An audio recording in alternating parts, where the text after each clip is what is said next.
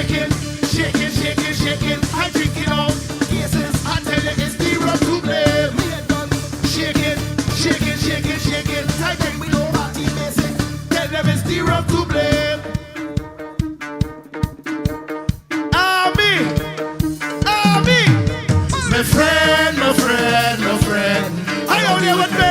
Charging, back charging. My friend, my friend, my friend. I only with you. Charging, back charging. Hey, hey. Anything else? No amount of money could come between me and friend. Tell them. Hello.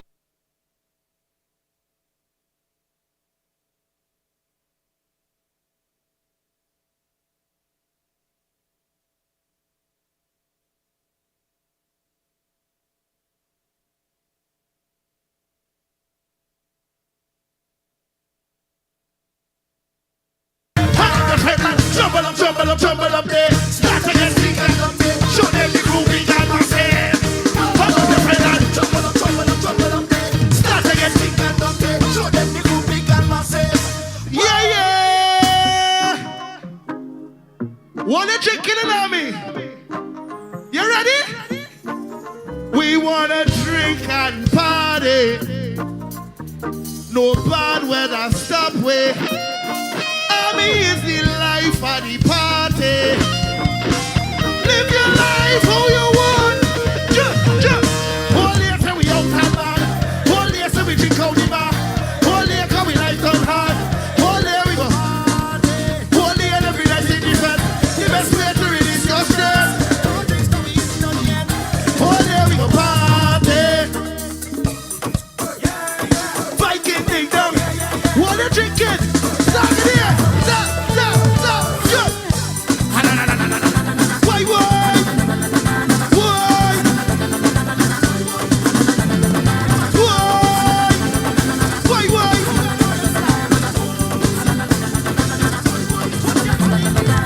If you know you cannot handle the people wrong when you see the people wrong.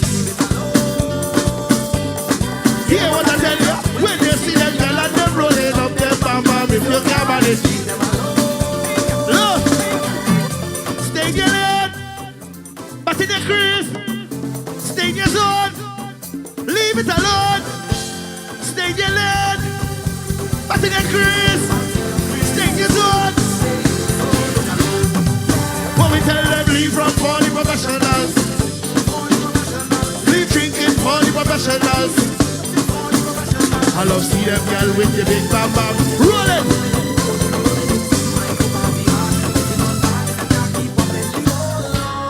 Fed mash up, now start drink and I must catch up. From the time I touch, one girl, 10 girl, not enough. Strictly loves the party, we ain't play but we love it. Good food and love.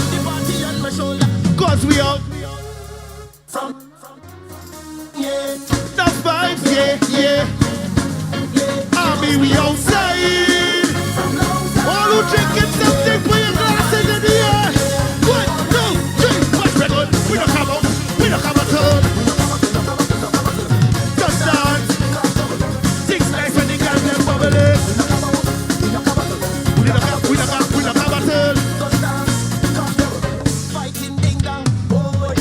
Bad man don't like we on the road, you know. Don't like when we buy expensive clothes, you know. I go party, backstage general. Party, don't stop, gas over, ready to go home. Oh Lord. Oh Lord. One girl, 10 girl, not even. Street love the party. We go pay but we love it. Reload. Army, we out. Yeah, no vibes. Yeah. Army, we outside. Only make some noise for the 80 man. One more job. Yo, what's the good? We don't come out. We don't come out. Yeah, just dance. Things nice and easy. Thank you.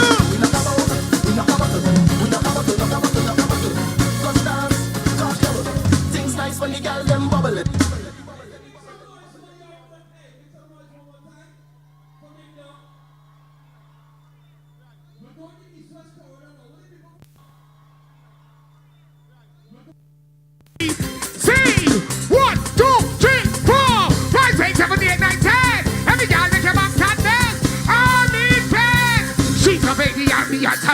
Somebody call the ambulance to this.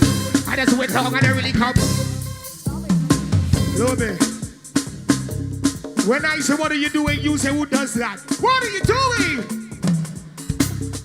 Or they could make some noise for me, brother Hottie.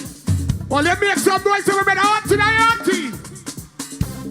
Tell me she feeling it. How you feeling? How you feeling? These girls tell me she feeling it. How you feeling? How you feeling? These girls tell me she feeling it. How you feeling? How you feeling? These girls tell me she feeling it. I'll be fed. I know you feel horny.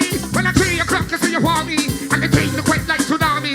Just to get 10% party cars. Me know you want Hottie. Anytime you want, you can call me. You're cooking in the morning, you call me. I say you call me. I say you call me. You want the teen? One drop. One drop. One drop. One drop. One drop. One drop. One drop. One drop. In, out. In, out. In, out. In, out. Oh God, oh God, oh God, oh God, oh God, oh God, oh God, oh God. These girls tell me she's feeling it. These girls tell me she's feeling it. I was feeling it when she come and take me down to cut me down. Push back. We're my brother pimpin'. We're pimpin'. Baby girl just wine. Push back. Baby girl just. I never want injection in G's section. I did not have to be. And she get me something and tell me. She done right away. One injection. All the ladies in the front, on the left, on the right, in the center. Sing. Where you coming? When they come in, they took on the junction. Baby girl just wine on. Baby girl just wine on. So where you coming? When they come in, they took on the junction. Baby girl just wine on.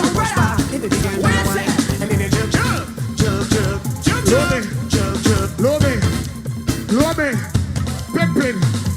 Walk it up, walk it up, walk it up, walk it up, walk it up, walk it up, walk it up, walk it up, walk it up, walk it up, walk it up, walk it up, walk it up. Hold on, one drop. Pimpin', we got a bag. It just happened. Pimpin', we got a chain. It just happened. Pimpin', we got a chain. It just happened. Tell everybody in all the front how you got that swag. HODP Network. In your belly. Pimpin', In your belly. pimpin'. In your belly. Up in your belly, yes, I'm a singer, I want everybody sing with me, right? On the count of 3, we go in. When you're coming back, all my carnival babies, all my soca lovers, push up your in the air like this right now. Give me a wave. Give me a wave. Everybody to the front, to the back. Everybody, if you love Trinidad and Tobago, give me a wave. Give me a wave. 1, 2, 1, 2, 3, say, when you're coming back, such a when you're coming. All right. Hit the girl when you whine, when you push back. Hit the girl when you whine. Say what? When you're coming back. Sanja when you come in to juke on the junction. Hit the girl just whine and push back. Hit the girl just whine. And then they jump, Jug. Before we go to the next tune, listen. Who better than you? Who better than you? Oh God, how do make you feel it? How do make you feel it? How do make you feel it? Say, we're gonna house in this big girl. Say, how you like your money, girl? D-I-G. Say, what kind of man you love it, girl? You're too hot and I love it, girl. Next tune. She want to be a masquerader. Don't you underestimate her? Oh, that she dream, my brother. Just when she dream, my brother. Take a drop. Sugar away. Sugar away. Give me waist. You're too sweet. Too sweet. What the ladies they want to have is bread. She want a man who love soca. Oh God, she needs some friends who love Soca. Yeah, she wants a life who love Soca. She wants a life who love Soca. Love me. Soca. Bring it up. I bring it up and wine to the soca. Face pretty, you go on the poster. Hands on the knees, she want bend over. Bend over, bend over. I know you want it, I know you want it. The soca make you feel. Make your backside bend. When they start bend, when they lose oxygen. Take a time pretend. We must say change to make you. What the say change to make you. What the say change to make you. Ladies! She wanna wine to the bass and the drums and the beat and the knife and the ball. She wanna play it up a pleaser. This girl, she love up, she dance all. She love up, she says, don't you wanna work?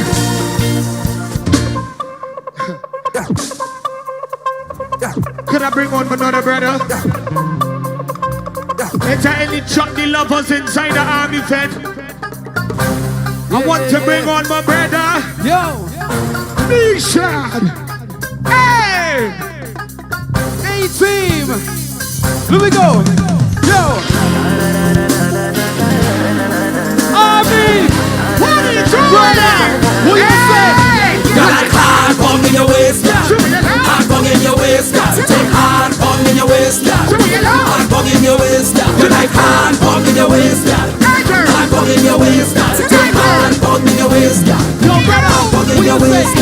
Since you want me talking to me, yes, that's what she really want me to do. And she like my voice when I say, baby girl knows. Yo! Yeah, give me wine. Yeah, give me go pop. Give me box it down the job. Why is the army that way around so much? You say I wanna feel this bass. I like how you screw up your knees. Bump my run like this, always like you like hard bong in your waist, girl. Hard bong in your waist, girl. Take hard bong in your waist, girl. Hard bong in your waist, girl. You like hard bong in your waist, girl. Hard bong in your waist, girl. Take hard bong in your waist. I go with the verse. Hard bong in your waist, girl. From early morning, the girls are calling, wanna jump up on the ride. She wanna feel it shake like it out. I want you to sing some Hindi, She's singing like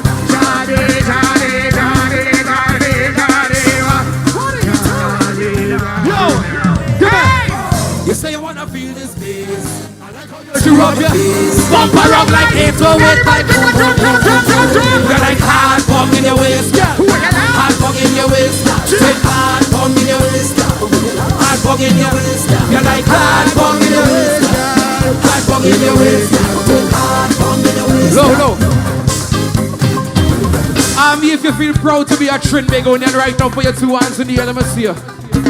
Look. Everybody hands up like this. Let me tell you what makes me a Trini. I grew up listening to Black Stalin and Kitchener and Shadow, but I also grew up listening to Sundar Popo and Sonny Man. That's what makes me a Trini. All you know Trini music? A scorpion sting me. Darling, if you love me, come. I say a scorpion sting me. Louder. Darling, if you love me, come.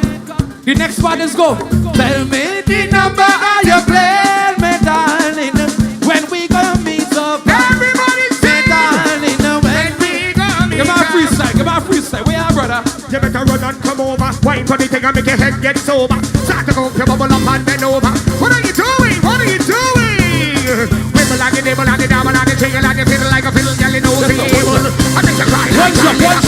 One drop. Can say bunny?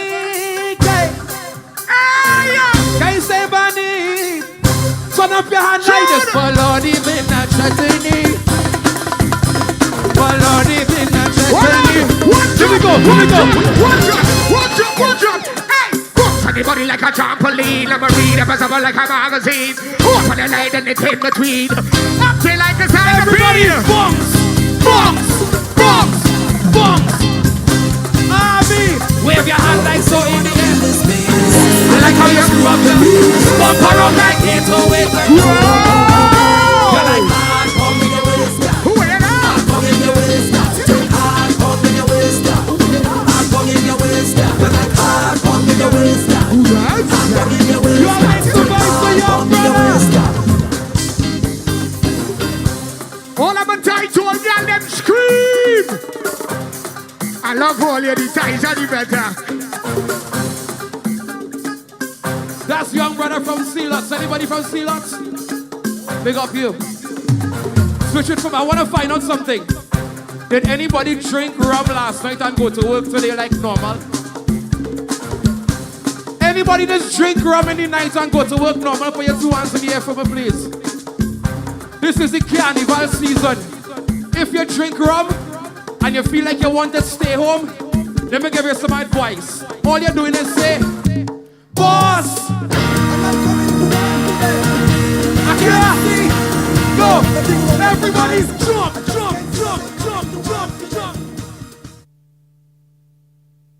P Network, the new age of media.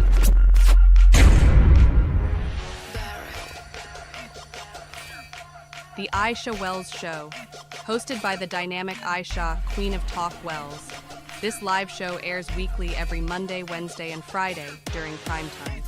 Aisha's show addresses the social issues faced by the people of Trinidad and Tobago. We had 6 murders last weekend of 6 innocent people who was just going about their merry business last Saturday morning. Daddy's Maybe is a groundbreaking reality series that delves into the paternity uncertainties faced by many men.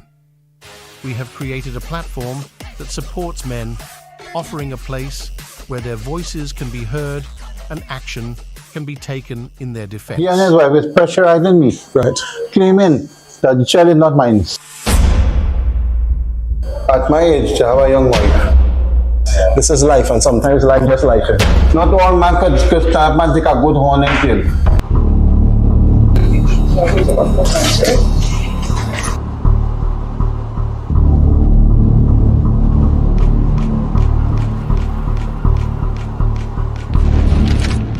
This summer, join us on the HODP network as we venture into the exhilarating world of social experimentation. While showcasing the stunning beaches and captivating tourist attractions, we also delve into the dynamic world of single individuals.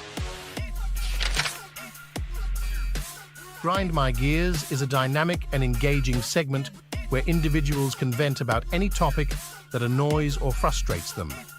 This segment provides a platform for people to express their grievances in a humorous and relatable way, making it a perfect addition to our lineup.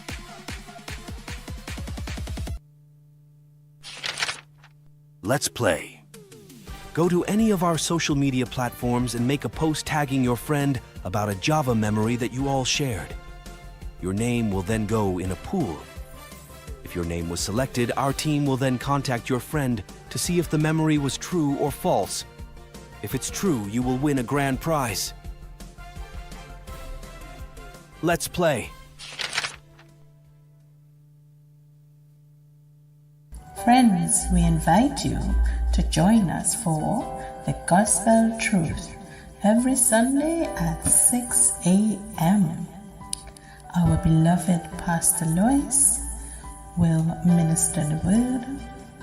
We will go into worship and song and thank God for all the great things that He has done. It's Sunday Vibes with Becca. Get Your Notepads Ready class is on session. Join our lovely host, Becca, as she sets the mood for a romantic Sunday evening. She'll be sharing her favorite R&B playlist and offering valuable tips on keeping the spark alive in your relationships. Be sure to go follow, like, and share all our social media platforms. Hot Off D-Press on YouTube, on Facebook, HODP868 on TikTok, Instagram. Have you heard about Java Island? If you have not heard about Java Island, then I don't know what island you living on. It's your girl Aisha Wells, and you guys have been doing an awesome job with Hot Off the Press. You've been following all our content, you've been interactive, and I really appreciate that. But here's what I need all you to do. I need you to go to YouTube right now and search Hot Off D, capital D, Press, and click the notification bell, like and subscribe, and tell your friends to be part of what's happening. You don't want to miss what's gonna go down on Java Island. And Aisha Wells, I had to laugh. At the time I was on radio, called the police some persons with tear gas. Now I want to apologize. Java is here, and so HODP Network is about to take the energy right up, way up. Mr. Bartholomew, to yourself and the paternity of Patrice. With new shows, giveaways, laughter, and vibes. So basically what happened was, I love Through the new age of media, with all of our announcers and DJs. Buckle up as we get ready to take you on a ride like never before to Java Island, where new age media comes alive, I'm telling you, I'm telling you to break. I'm telling you to break. No. What you mean no? It's going to be hot. That is not your business. Let me take a break. Off deep end.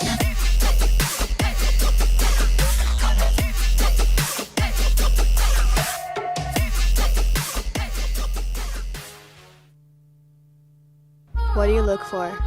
What are you looking for? A woman, like I said, that's not going to be promiscuous, a woman that's going to be consistent, a woman that has a career and things going for herself, because I had the same thing going for myself, as well. I don't need a woman to give me her money or anything. I'm just looking for devotion and some loyalty.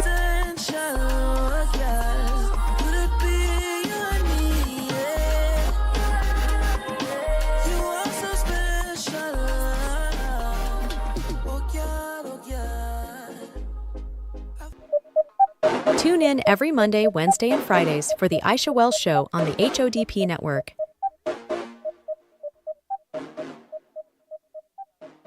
June Nails by Olu. Welcome to our salon. We look forward to giving you an experience you'll never forget. Come for your nail treatments. Choose your colors, shape, length, and design. It's all up to you. We look forward to pampering you. We do manicures, pedicures, acrylics, and gel. Call us today at 476-7114 or visit our social media pages, TikTok at Oluseyi Davis, Facebook and IG at JudeNails_by Olu. Every Thursday, 8 p.m., catch Daddy's Maybe on the HODP Network featuring Smitty and Joshua Alexander.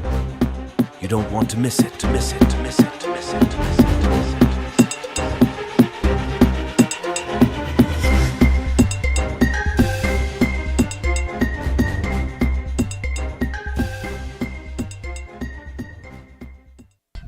If you was to take me one place, where would you take me on a first date? I rather more do like a picnic or something in Palmies. In where Palm? Palmies. Get ready for Java Singles. Hey, this summer we outside, so exams done. For real, finally.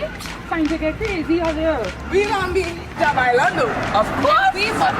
How much people gonna be there anyway? Outside. We know. Of course you. Everybody know what Java. Come now. Oh gosh. Everybody. I can tell you right now that boy coming up. You ready? He know what Java. No, we bet. Yeah, bet. Okay. No. He know. You know what Java Island is? I tell you that. No, Hot Up the Press having this whole big segment, and we the youths of Hot Up the Press, we gonna be there. Fun challenges, we gonna play games to win prize to win places like Morocco. Cause movie tongue, it gonna be a movie. Everybody going to be there. You know, we are check out on social media.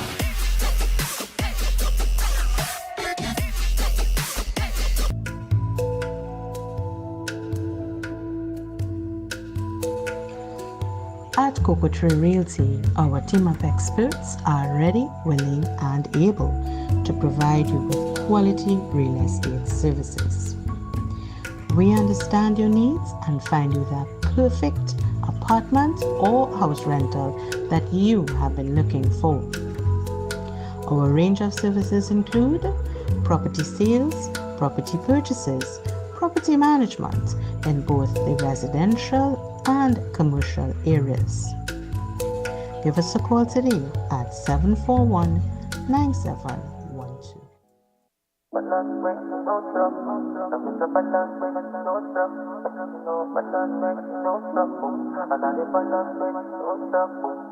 It's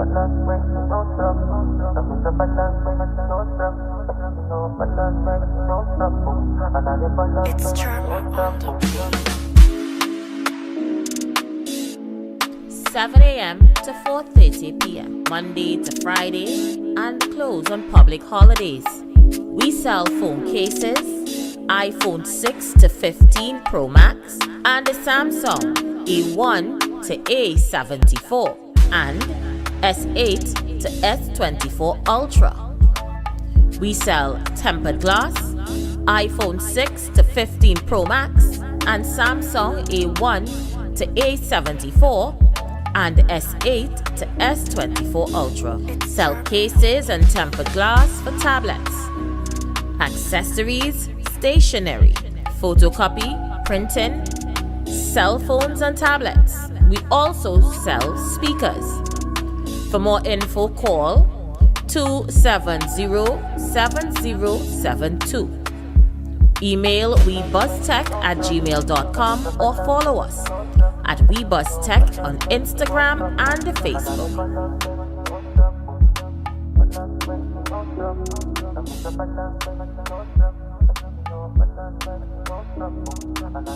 It's Charm.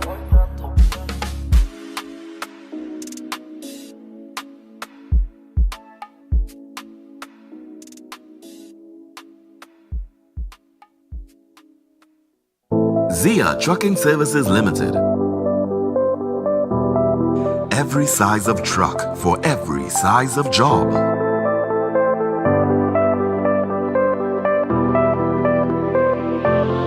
Safety is ensured on all trucks. Bins available.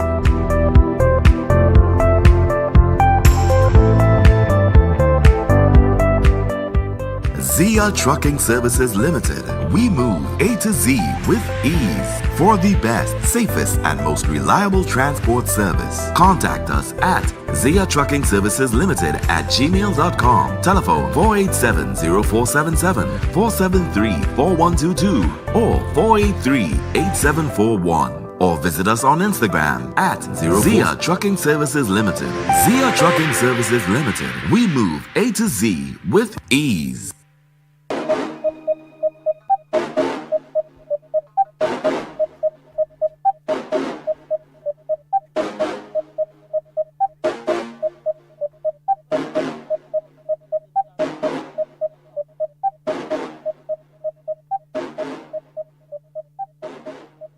The views of callers are not the views of the management and staff of HODP Network.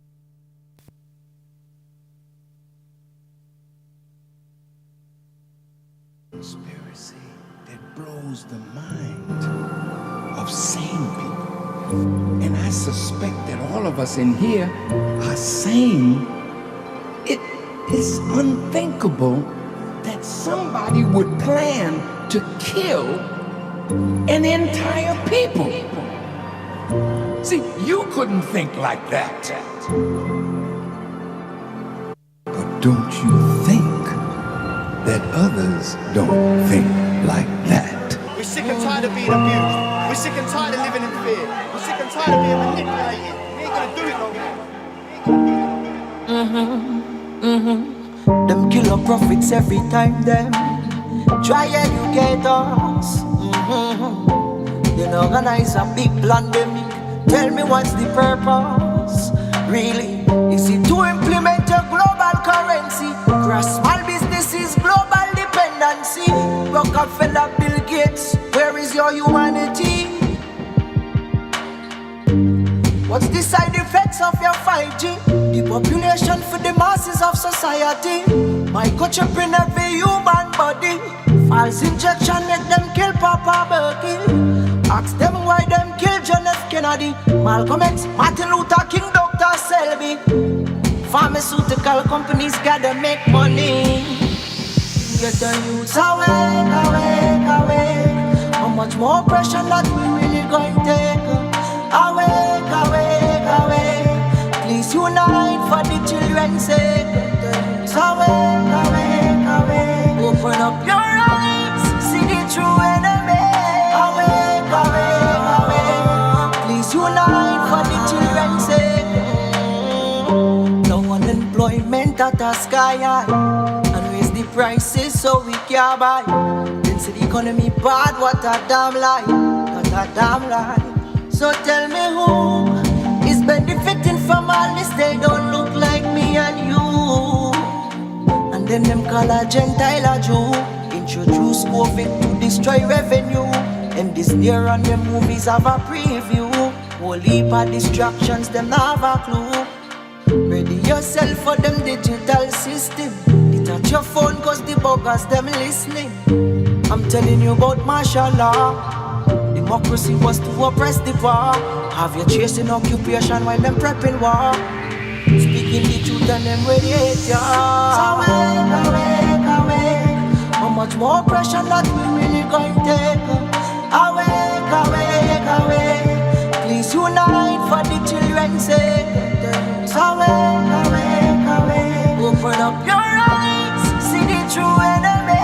Awake. Please unite for the children's sake. So awake.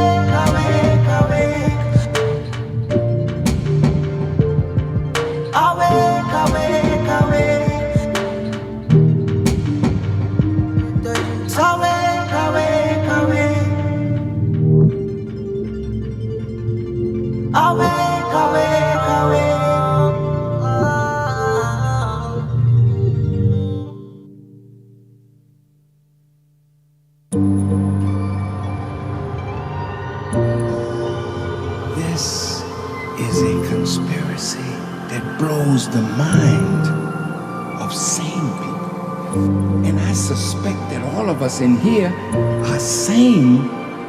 It is unthinkable that somebody would plan to HODP Network, the new age of media. See, you couldn't think like that. But don't you think that others don't think like that? We're sick and tired of being abused. We're sick and tired of living in fear. We're sick and tired of being manipulated. We ain't gonna do it no more. Them killer prophets every time them try educate us. They organize a big pandemic. Tell me what's the purpose?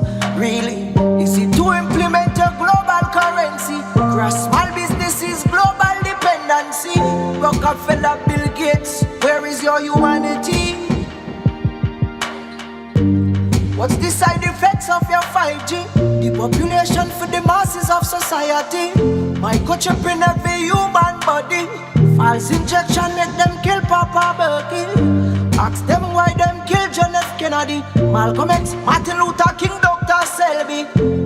Pharmaceutical companies gotta make money. Get the youths awake. How much more pressure that we really going to take? Awake. Please unite for the children's sake. So awake. Open up your eyes, see the true enemy. Awake. Please unite for the children's sake. No unemployment at the sky high and raise the prices so we can buy. Then say the economy bad, what a damn lie, what a damn lie. So tell me who is benefiting from all this? They don't look like me and you. And then them call a Gentile a Jew, introduce COVID to destroy revenue. And this near on them movies have a preview. Whole heap of distractions, them not have a clue.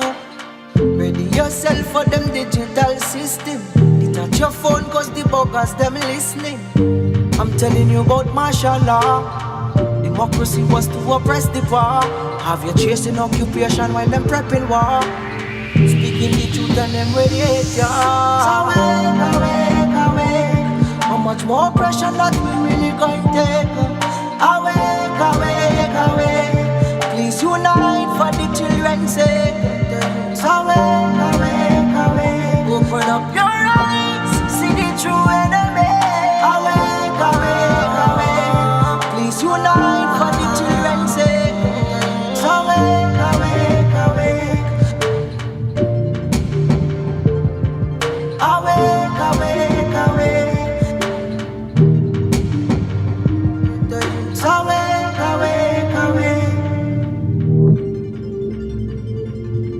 Awake, awake, awake.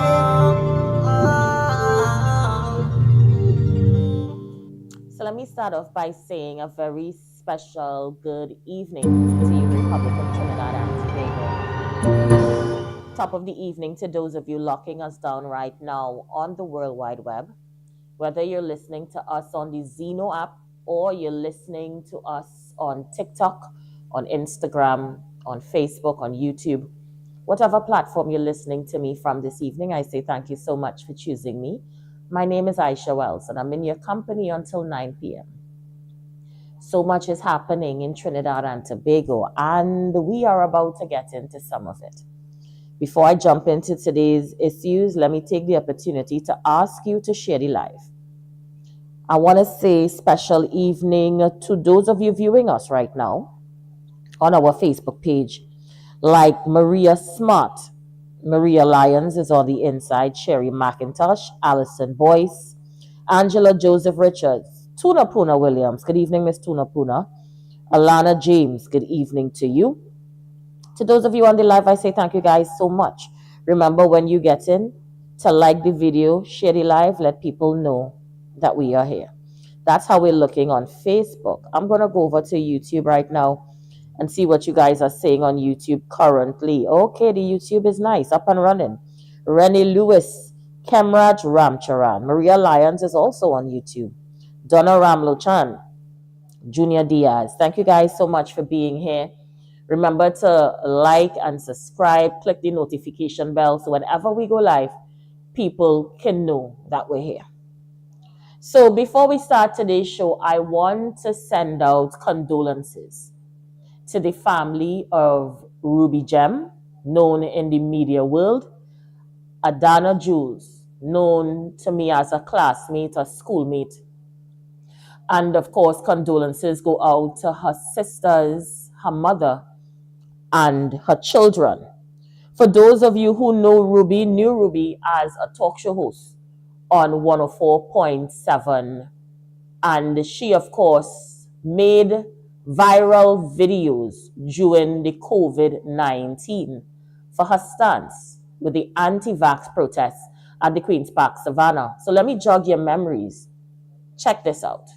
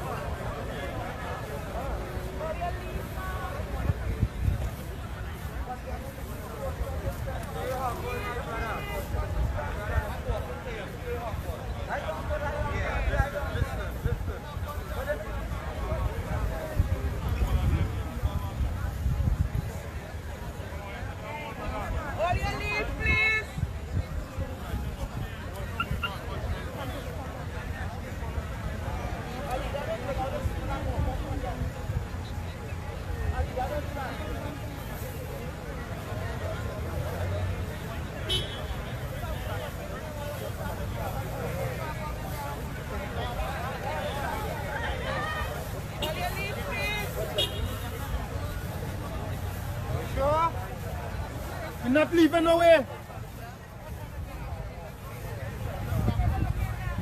I grew up playing football in the savannah. I grew up here. Who's Mauli to say I can't come in the savannah? Who's Mauli? Who's Mauli? We grew up here. This is not the body soon. The earth is the Lord's. The earth is the Lord's. And the fullness thereof. No. What are you saying? We gotta leave. Why we gotta leave? Why? Why we gotta leave? People dying in Lavantel. Huh? People dying in Lavantel. Prison officers dying. How much is all so far? How much all the police who get vaccinated last pushback here today? How much all are dead? How much all are dead? How much all are dead from since the last pushback? Yeah. Huh? Don't give up, brother. Don't give up. Don't give up the fight, brother. Don't give up. So, once again, don't give up, boy. Riot. Yeah, Riot Squad. Don't give up, David. Don't give up. This is Riot Squad, and the Riot Squad is here. I don't know if the people were rioting. Ruby? I'm praying for them. The people leaving. The people leaving. I'm praying for them. This is again Riot Squad at the Savannah. The blood of Jesus. The blood of Jesus. The blood of Jesus. Come again to Christians and prosper. The blood of Jesus. The blood of Jesus. The blood of Jesus. Father God, tear down strongholds. Principalities and powers. Spiritual wickedness in high places. Father, tear down right now. We call on you, Lord. The battle is not ours. The battle is the Lord. Father God, the battle is not ours. You see what's going on? You're trying just like me, the people leaving. The fight our battles right now. Look how they come up against the people. We fighting for all you too. Freed up the wall. Freed up to the police. Freed up to the Coast Guard. Oh, they can't be happy with what's going on. Look how I had to talk to all with this on my face. There's madness. The people leaving. All they say they had to leave, they're leaving. Release the people from the bus. Constitutional rights as citizens of this country. We are working together with you all. We are brothers and sisters. I just follow the law. They said don't gather more than 10 people. I hear by myself. They the Queen's Park, Savannah. You can't, I ain't no placard. You can't say I can't be here.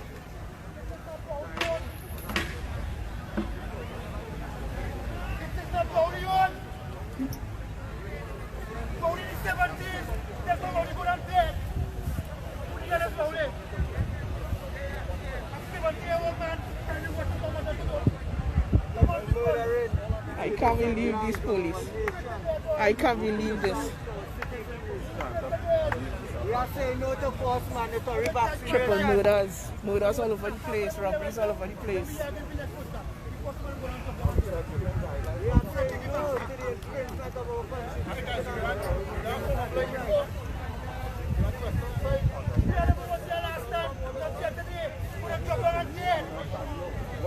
If all they're locking up the people, make sure they're locking up the people who gathering in 10 and more. That means you're locking up 10 and more people at the same time. But that is the law. If a man mask off his face, he getting locked up. If a man gathering in more than 10, he getting locked up. So that 11 people, 12 people, they're locking up one time. If you do anything, do the thing right.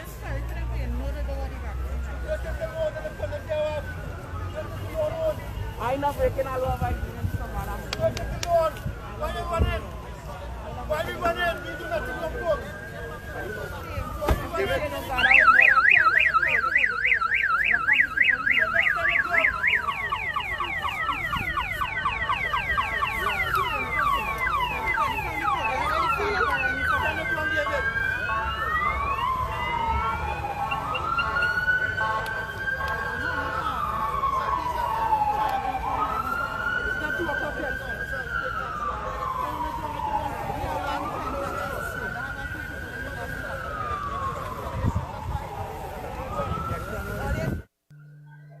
So this video went viral during the pandemic where Ruby Gem kneeled down at the Savannah amidst scores of protesters. And yes, Mover Defender, that is the same protest I called the police for that I apologized for Mover Defender. This is your bacchanal self. And yes, Ruby stood her ground. You know, and that video went viral, and the First Wave movement, among other movements, were born out of this type of activism that she did, among other things. And of course, she was involved in the music industry as a producer. She had a program that spoke about domestic violence, and nonetheless, she was a mother. 5 children. So again, I want to send out condolences to her mother, her sisters, and her children. May the soul of the departed, through the mercy of God, rest in peace. We're going to pause for a short break, and when we come back, we have an interview with local businessman William Monroe. He's doing some work right here in Trinidad and Tobago, as he is sending aid to our brothers and sisters in Grenada. We're going to talk to him a little bit about that when we reach it. Have you heard about Java Island? If you have not heard about Java Island, then I don't know what island you living on. It's your girl Aisha Wells, and you guys have been doing an awesome job with Hot Off the Press. You've been following all our content, you've been interactive, and I really appreciate that. But here's what I need all you to do. I need you to go to YouTube right now and search Hot Off the capital D Press and click the notification bell, like and subscribe, and tell your friends to be part of what's happening. You don't want to miss what's gonna go down on Java Island. And Aisha Wells, I have to laugh. At the time I was on radio, called the police. Some persons with tear gas. Now I want to apologize. Java is here, and so HODP Network is about to take the energy right up, way up. Mr. Bartholomew, to yourself and the paternity of Patrice. With new shows, giveaways, laughter, and vibes. So basically what happened was, I love The new age of media, with all of our announcers and DJs. Buckle up as we get ready to take you on a ride like never before to Java Island, where new age media comes alive. I'm telling you to break. I'm telling you to break. No. What do you mean no? It's going to be hot. That is not your business. Let me take a break. Off Deep Press.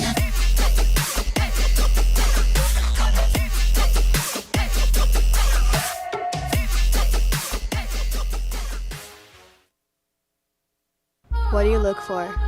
What are you looking for? A woman, like I said, that's not going to be promiscuous. A woman that's going to be consistent. A woman that has a career and things going for herself. Because I had the same thing going for myself. Okay. You know, as well. I don't need a woman to give me her money or anything. I'm just looking for devotion and some loyalty.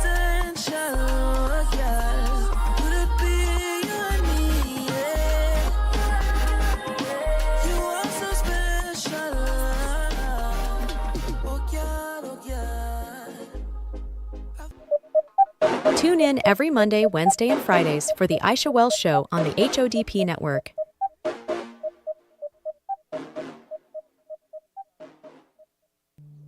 Thank you guys so much for staying with us. And we have on the line with me, Mr. William Monroe. How are you doing, Mr. Monroe? Welcome.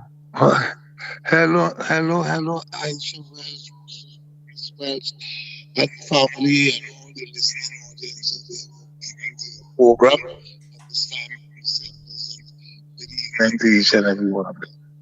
Thank you so much for taking the opportunity to speak with us. I was just educating the public about the magnificent work you're doing in order to aid relief to the good people from Grenada, Carriacou, and Petit Martinique. Could you tell us a little bit about that?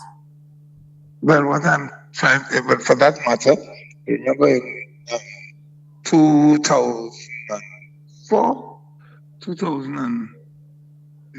94, sorry, when the last one came, I was there. That matter, I was not to do it. So come on, I can take like that. And the hurricane caught me there. I'm telling you, that devastation, remember, it was just that moment. I came back to Trinidad and I assembled the help of other people. We got a container, assembled a container, and I went back. Well, they did a video with me that. And now Mr. Monroe, are you hearing us clearly? The devastation that took place there is something else. And I just decided, I said, no. Okay, so hang up, let us call you right back. Hang up and we'll call you right back. Okay. Let's pause for a short break while we try to get Mr. Monroe back on the line. Have you heard about Java Island? If you have not heard about Java Island, then I don't know what island you living on. It's your girl Aisha Wells, and you guys have been doing an awesome job with Hot Off the Press. You've been following all our content. You've been interactive, and I really appreciate that. But here's what I need all you to do.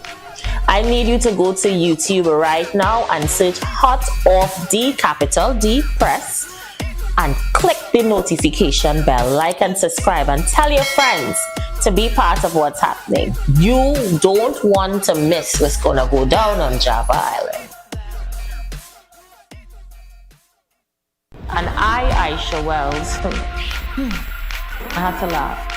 At the time I was on radio, called the police. Some persons with tear gas. Now I want to apologize. Java is here, and so HODP Network is about to take the energy right up, way up. Mr. Bartholomew, to yourself and the paternity of Patrice. With new shows, giveaways, laughter, and vibes. So basically what happened was, I love The new age of media, with all of our announcers and DJs. Buckle up as we get ready to take you on a ride like never before to Java Island, where new age media comes alive. I'm telling you, I'm telling you to break. I'm telling you to break. No. What do you mean no? It's going to be hot. That is not your business. Let me take a break. Off deep press.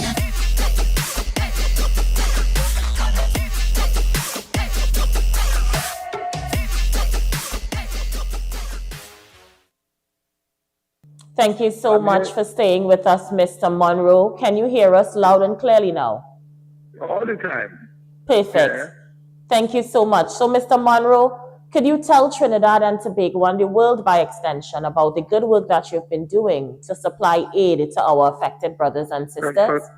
Do I have to start all over again? Yes, they were not hearing you a short while ago. Well, I just want to say hello, good evening to all the people of Trinidad and Tobago, all the listening audience that you have listening to your wonderful show, and blessing to you and your family. Thank you. And I just want to let you know that in 2004,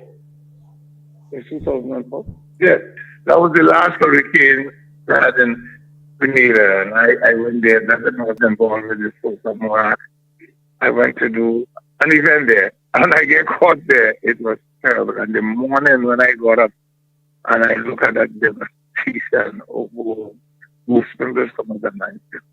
And I saw it was difficult to come out of Grenada, but eventually I was able to get out of there, and I came back to Trinidad, and I started to drive. This is what I'm doing now, and I accommodate. I do what I do. I purchase a lot of goods for myself, and I pack a container with food and the population and I went back to Grenada, all over the island. I go for wrong reason.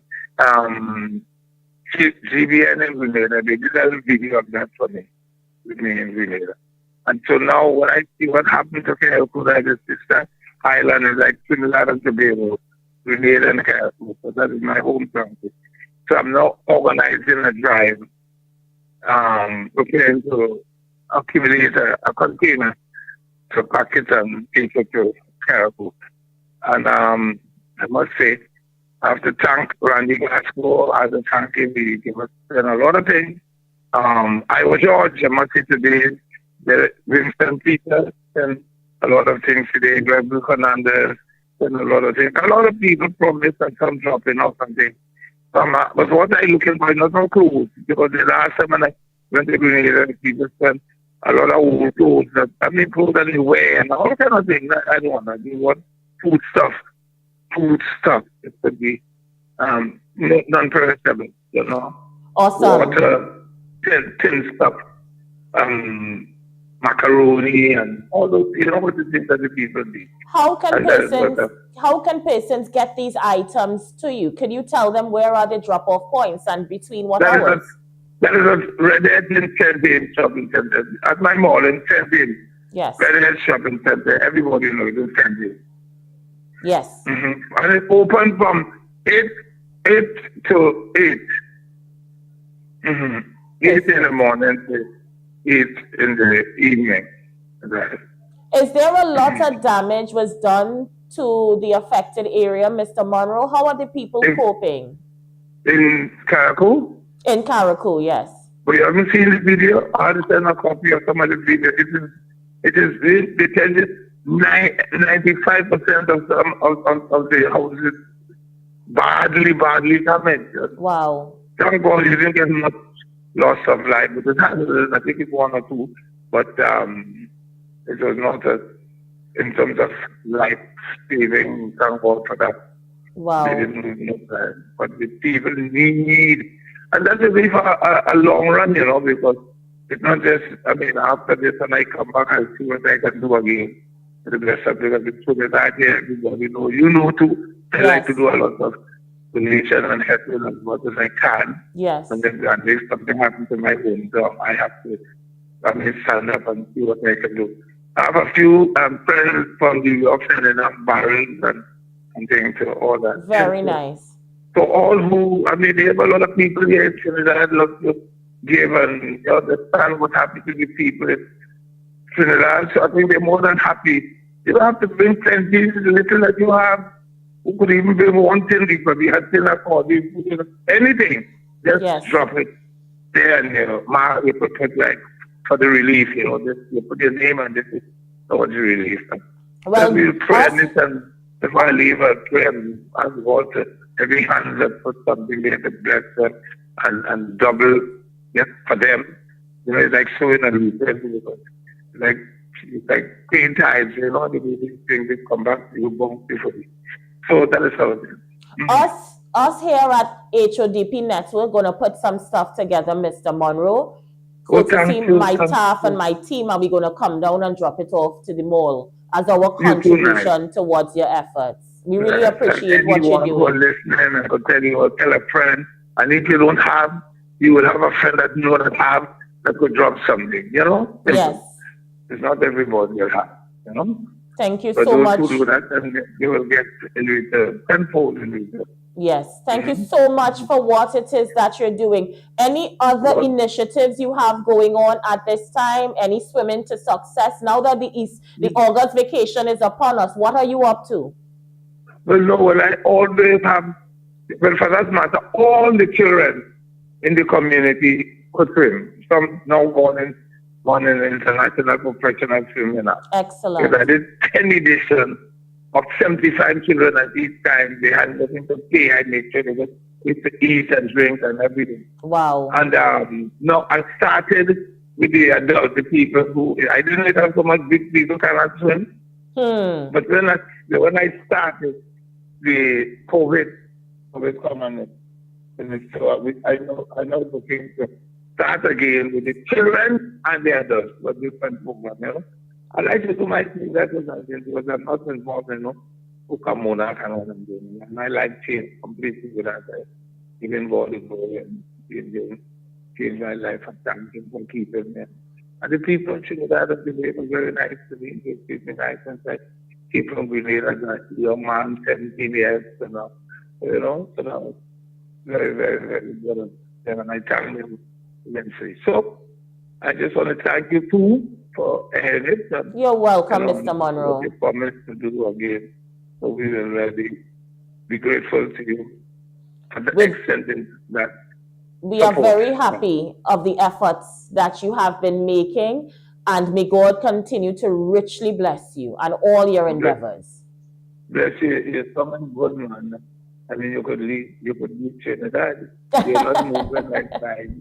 You're someone like that. You're important. Then we're moving nice, man. You're someone good. Keep it up, my sister. Keep it up, and God bless you and people and bless the people of Trinidad and Tobago. God bless you all. God bless you. Thank you so much for chatting with us, and we'll talk again with you in the near future. Thank you, Mr. Monroe. God bless you. Have a good one. So people, we're going to pause for a course, take a break, and when we come back, we're going to take a look at some of the issues that has been making headlines in your world. We'll be back. Joe Nails by Olu. Welcome to our salon. We look forward to giving you an experience you'll never forget. Come for your nail treatments. Choose your colors, shape, length, and design. It's all up to you. We look forward to pampering you. We do manicures, pedicures, acrylics, and gel. Call us today at 476-7114 or visit our social media pages, TikTok at Oluseyi Davis, Facebook and IG at JudeNails_by_Olu.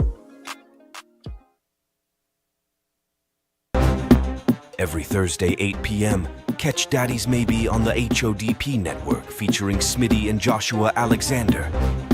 You don't want to miss it, to miss it, to miss it, to miss it, to miss it, to miss it.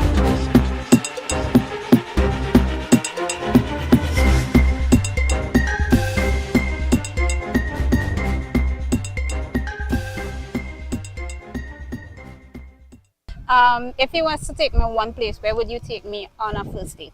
I rather more do like a picnic or something in Palm East. In where Palm? Palm East. Oh. Get ready for Java Singles. Hey, this summer we outside, so exams done. For real, finally. Time to get crazy out there. We gonna be Java Island though. Of course. We must. How much people gonna be there anyway? We must be outside. We know. Of course you. Everybody know what Java. Come now. Oh boy. Everybody. I can tell right now that boy coming up. You ready? He know what Java. No, we bet. You bet. Okay. No. He don't know. You know what Java Island is? I tell you that. No, I tell you. Hot Off the Press having this whole big segment, and we the youths of Hot Off the Press, we gonna be there. Fun challenges, we're gonna play games to win prize to play in places like Morocco. Cause movie tongue, it gonna be a movie. Everybody going to be there. You know, you have to check out on social media.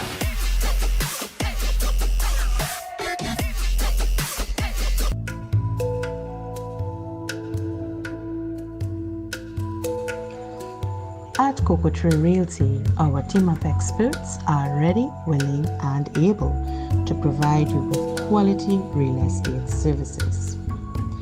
We understand your needs and find you that perfect apartment or house rental that you have been looking for.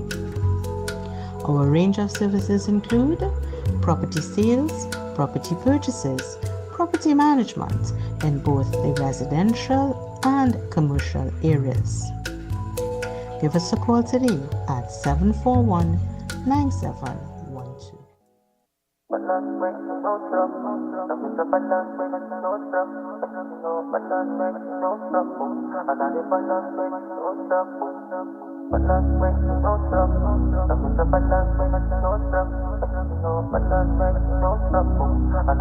It's Charm.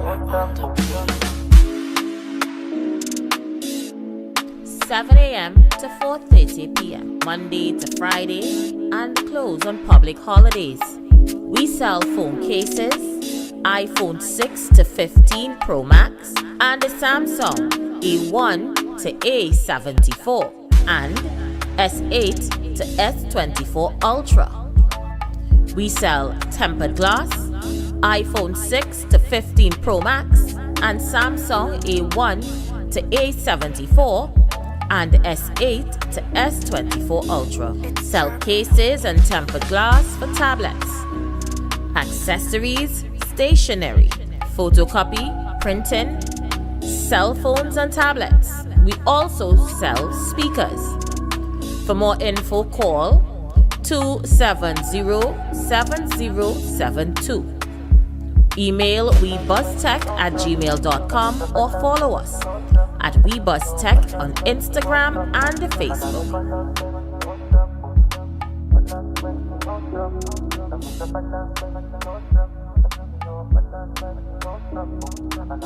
It's Charm.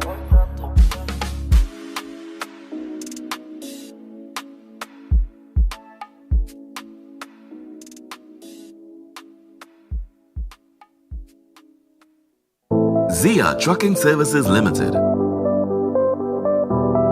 Every size of truck for every size of job.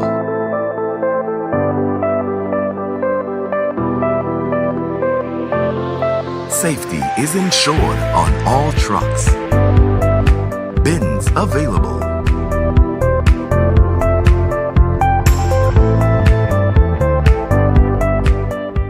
Zia Trucking Services Limited. we move A to Z with ease. For the best, safest, and most reliable transport service, contact us at Zia Trucking Services Limited at gmail.com. Telephone 487-0477, 473-4122, or 483-8741. Or visit us on Instagram at Zia Trucking Services Limited. Zia Trucking Services Limited. We move A to Z with ease.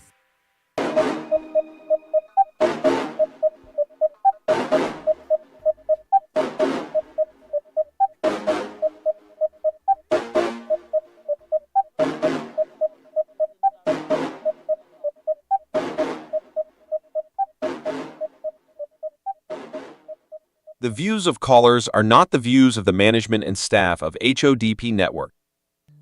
So again, I want to thank you guys for staying with us, and of course, continue to like the video, share the live, let people know that we're here. We're about to jump into the issues. You know how it is on Monday, and Monday we get involved in a little bit of politics. Well, coming on the heels of our interview on Friday with former Commissioner of Police and leader of the NTA, Gary Griffith, on the weekend, Gary Griffith seemingly divulged some very, very, very hot off-the-press information to members of the media.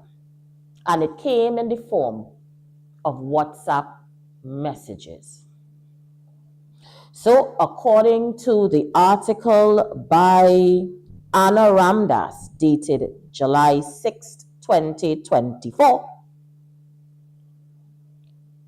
Rowley Young denied asking Gary for fast-tracking favors. Prime Minister Dr. Keith Rowley and former National Security Minister Stuart Young have denied asking former Police Commissioner Gary Griffith to fast-track a firearm user's license and a quarry blasting license for businessman Alan Warner.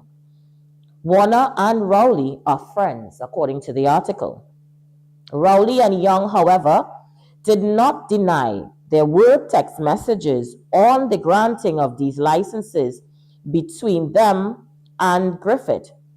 At the Parliament sitting on Wednesday, the Prime Minister delivered a statement detailing the findings of an audit into the FULs for the period 2016 to 2021, which was conducted by Police Commissioner Ulla Christopher. Rowley said thousands of FULs were granted under Griffith's tenure in a particular probe to people who had criminal charges against them. Griffith was Commissioner of Police during the period 2018 to 2021. Rowley further said that the police investigations reveal approximately 100 firearms that were lawfully possessed were detected as involved in incidents of crime, including murders, suicides, and robberies, which occurred during 2017 to 2021. In response, Griffith yesterday slammed the PM's statements as hypocrisy, saying he, Rowley, asked him to issue FULs, including that for his friend, businessman Alan Warner. The Express obtained WhatsApp messages purporting to be between Griffith and the Prime Minister and between Griffith and Young. According to the messages between the PM and Griffith, Rowley inquired about a FUL license for Warner, while Young asked about a blasting license for Warner. The Express sent the screenshots of the messages to both the Prime Minister and Young and asked if they had requested any favors from Griffith with respect to the FULs and the blasting license during his tenure as top cop. The Prime Minister said that in the communication he did not ask Griffith for any FUL to be fast-tracked for Warner. He stated via WhatsApp, "Where do you see me saying that I don't know Alan Warner? By the way, who does something like this? Let me just make it very clear. I hear him all over the media saying that he and I were good friends until some persons put me against him. He was an employee of the state who I interfaced with for a short while. We were never friends. Is Alan Warner my friend? Yes. Question further about another message where he asked Griffith to expedite a license for a dealer. The Prime Minister responded, that is the Tobago Rifle Club application. Notice how he eagerly agrees with me that Tobago needs a dealer to service lawful firearm owners here. The real question is, did he do it? Did he provide a service or a dealer to service Tobago as he agreed was necessary and urgent? The Express went on to quote Minister Young's response. They also sent the purported communication between Griffith and Young to Minister Young and asked whether the minister in his previous capacity requested any favors from Griffith with respect to the quarry blasting license from Warner. Young responded via WhatsApp, if Gary Griffith is saying that message is seeking a favor as opposed to his line minister and the Minister of National Security asking if the TTPS has done its work in progress of a blasting license, it shows how twisted he is. If he said what you claim, it also sounds defamatory. As line minister, I was following up on whether the TTPS did its work in the process of a blasting license. Kindly provide me with Griffith's communication so I can take my appropriate action. The Express pointed out to Young that Griffith claimed Young, had harassed him to fast-track the license. Young responded, now the suggestion that I harassed him as line minister, who is the Commissioner of Police? Reports to? Who does he report to? I was following up on whether the TTPS did what it was supposed to in the process of a blasting license, as I stated above. Is it that Griffith is saying now that he, who had a role to play, breached the law? Griffith's hypocrisy and the standard. According to the Express, while the Prime Minister and Young have denied that they asked Griffith to fast-track applications under his tenure, Griffith maintained that he is of the opinion they did. It is obvious you are the Prime Minister. You send messages to the Commissioner asking for me to look into, for him to get his friend Warner's FUL, and he reached a point of even being the Prime Minister, and he said he was even willing to be a delivery boy to drop it off to him, he stated. Griffith said the request was not about just checking into the status of the application, but into fast-tracking it. Additionally, you have a Minister of National Security who was also harassing me to fast-track a blasting license for the same person, Warner, Griffith said. Griffith said his concern is the hypocrisy, the double standard of Keith Rowley when there is a pattern of him being contacted to speed up applications for FULs to persons closely affiliated with him. When I was doing it for the small man and the small farmer, you, the PM, had a concern, Griffith said. Ask if the correspondence of both the Prime Minister and the former National Security Minister to him was to inquire into the status of applications and not necessarily fast-track. Griffith said by them asking in the capacities they hold was not an instruction, but it meant they wanted it fast-tracked. He repeated that the Prime Minister wanted the FUL for Warner to the point where he, the Prime Minister, was willing to deliver it to his friend. I didn't see that as an issue. It becomes an issue to me when I was doing the same thing for thousands of other persons who needed it, and you didn't complain when it was done, he said. Griffith said he did his job fairly and above board for all persons who applied for FULs. Asked if Warner had received his FUL and blasting license, Griffith opted not to disclose this confidential information. He reiterated that he dealt with all applications regardless of whether you were a friend of the Prime Minister or whether you were a small farmer or a businessman. Whether you are a homeowner wanting to protect your family, I did it on a basis that persons must be able to qualify. Whether it was Mr. Warner or a businessman, it didn't matter once you adhered to the requirements, Griffith said. Griffith said the communication he had with the Prime Minister and Young proves the double standards they have when it comes to FULs. He said the impression was being given that under his tenure as top cop, he did something wrong in the issuance of FULs when there was not the case. Griffith said what he wants to show the country is that he is being harassed for FULs for friends of persons in high places, but when it did so for the average person, there was an issue. Efforts to reach Minister Warner at that time remained futile. But information coming out over the weekend, businessman Alan Warner responded to the media when he said he did not ask anyone to fast track his application. We're waiting on that information to put up on the screen for you. Now we go to the phone lines, take your calls. What say you on the issue? 476-7115. Gary Griffith on an interview on Wall Street's program last evening, Sunday Talk Politics, said that he has some information to release to the public that can make these two text messages look like a tea party.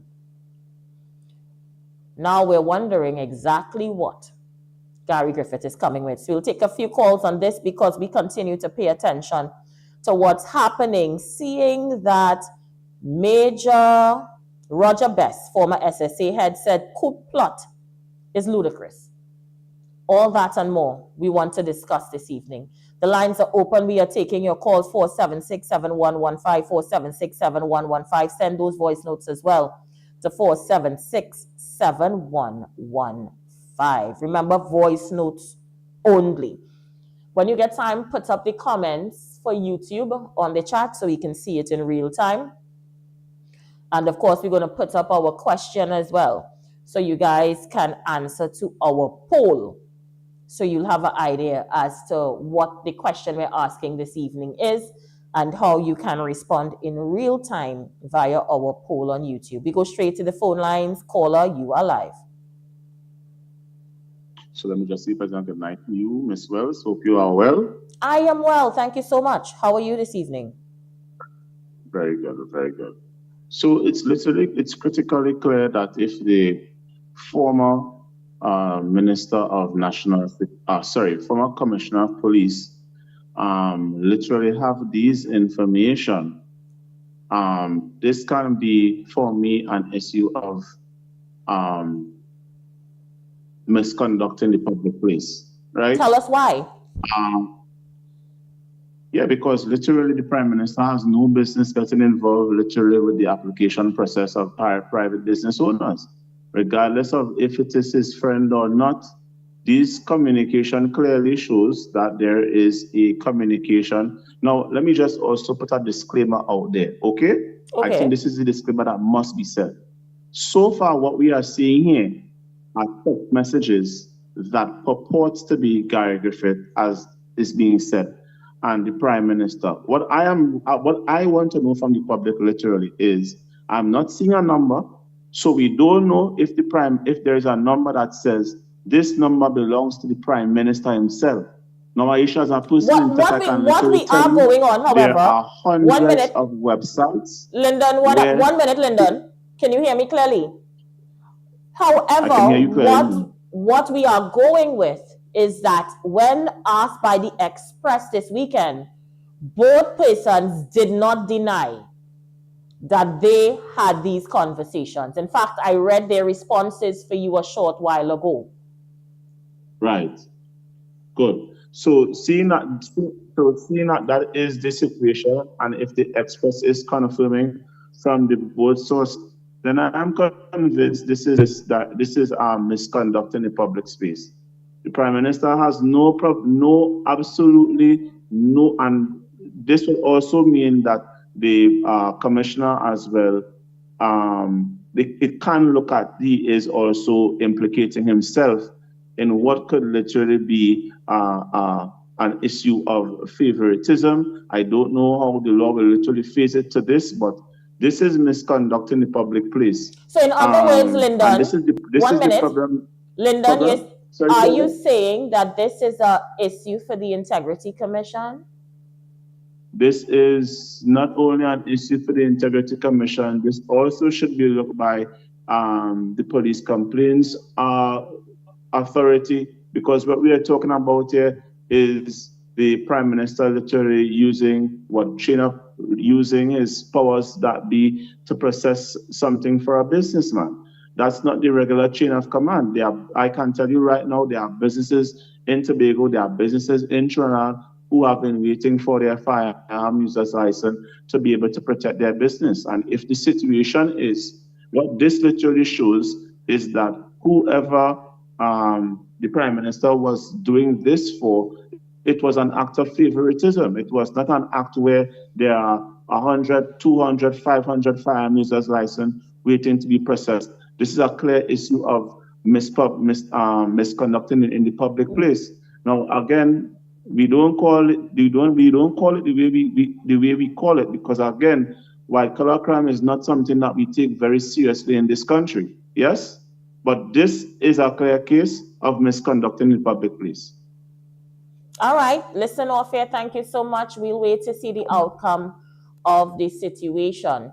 Of course, the Prime Minister responded via the Express, and he said he did not ask for it to be fast-tracked. He did not deny, however, there was a communication between him and the former top cop. The lines are open. We are taking your calls, 476-7115, 476-7115.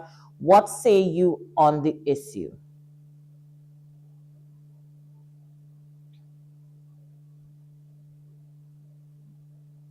Send those voice notes to 476-7115. I also see your comments on YouTube. So YouTube himself is saying members of parliament does make calls on behalf of their constituents all the time. Let me get real. So in other words, he is not seeing any misbehavior according to YouTube. Caller, you live? Caller, you there? Wells. Wean yourself off the government. How you going, Mover Defender? Aisha, I want to start off slow first. I'm really glad you changed your team song. I want to see if that program will take the thumb too. Moving on. Aisha, how you feeling now to see them police and them in the savannah in riot gear? Nah, look at me. That's what I call for. Actually, I apologize for that. I apologize. Aisha, I call about your Prime Minister this evening. Your Prime Minister said in the text message, he will deliver it to the man. So I want to ask the country this evening, is the Prime Minister office DHL? Is the Prime Minister office airport? Because I don't understand why the Prime Minister wants to deliver this FUL license. All these important things you have to be doing. He wants to deliver this FUL license to man in Tobago. And pertaining to Mr. Warner response that he didn't ask anybody to speed up anything. So how did the Prime Minister know about the FUL license? So who is really lying here? I can ask a question, is the Prime Minister and Alan Warner in a bacchanal? That's why you get locked up and charged for illegal mining? That's the question we need to ask. Is the Prime Minister and Alan Warner in a bacchanal? Because the Prime Minister saying Alan Warner is the best friend, the business partner. And Alan Warner was charged on Friday for illegal quarrying. Question again, Aisha. From this illegal quarrying racket, was any of this material used in Tobago in 1998? So a lot of questions. This weekend here, Aisha left more questions and answers, and nobody seems to be answering. Only person I see to be answering is Gary Griffith.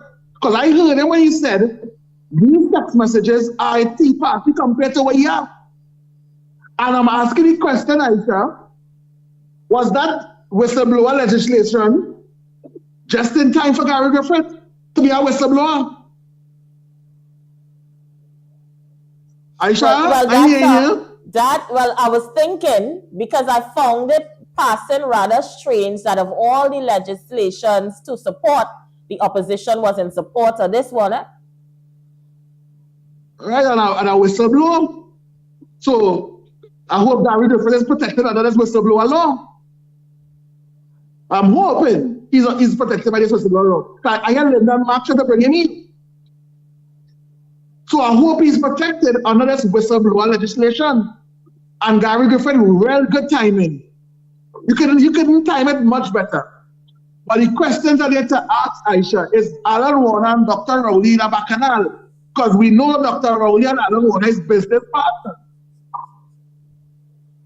Enjoy your evening, Aisha. Thank you so much.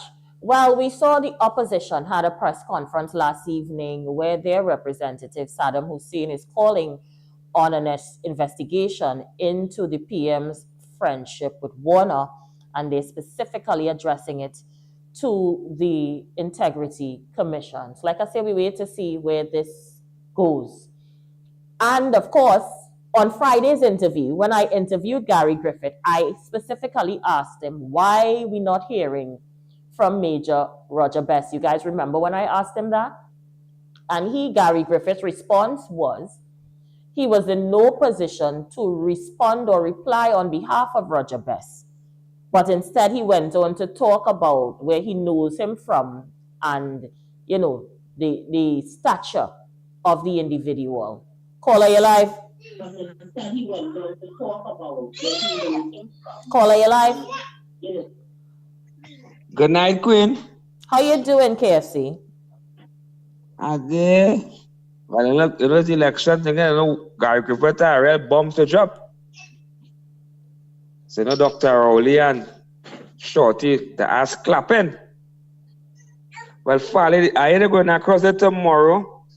So, Farley, so when you come across it tomorrow, you have to claim him with me and Alan Warner.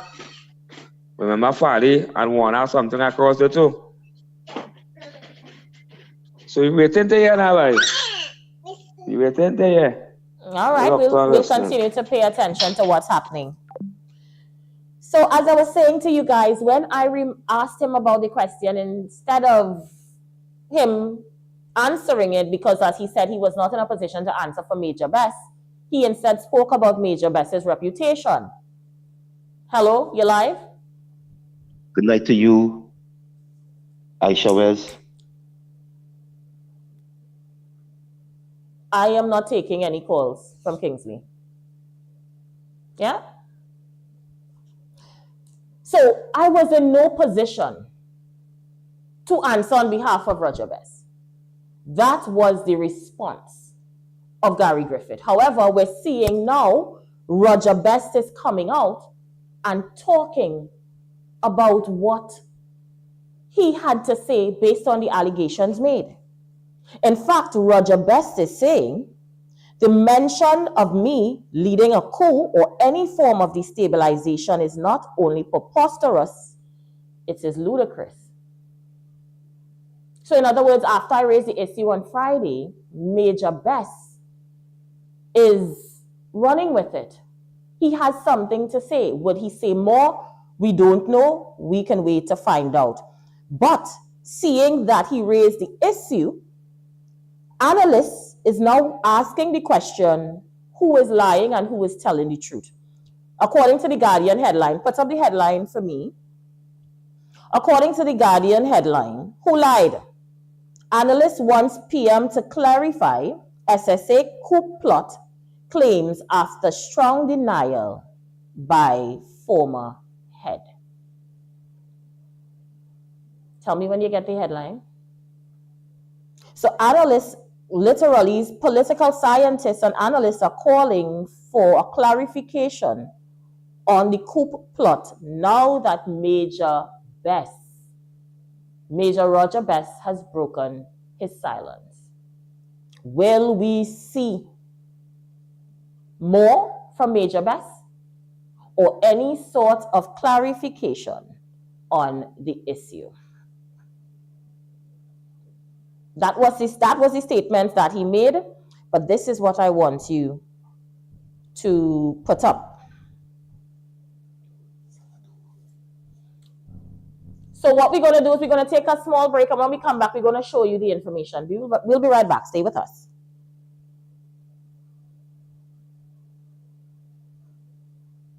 Have you heard about Java Island?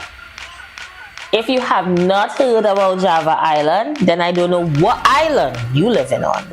It's your girl Aisha Wells, and you guys have been doing an awesome job with Hot Off the Press. You've been following all our content, you've been interactive, and I really appreciate that. But here's what I need all you to do.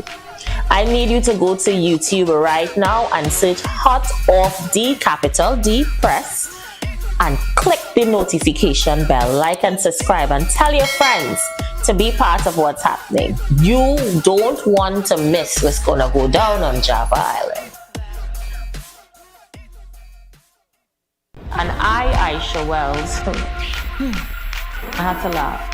At the time I was on radio, called the police. Some persons with tear gas. Now I want to apologize. Java is here, and so HODP Network is about to take the energy right up, way up. Mr. Bartholomew, to yourself and the paternity of Patrice. With new shows, giveaways, laughter, and vibes. So basically what happened was, I love The new age of media, with all of our announcers and DJs. Buckle up as we get ready to take you on a ride like never before to Java Island, where new age media comes alive, I'm telling you, I'm telling you to break. I'm telling you to break. No. What do you mean no? It's going to be hot. That is not your business. Let me take a break. Off the press.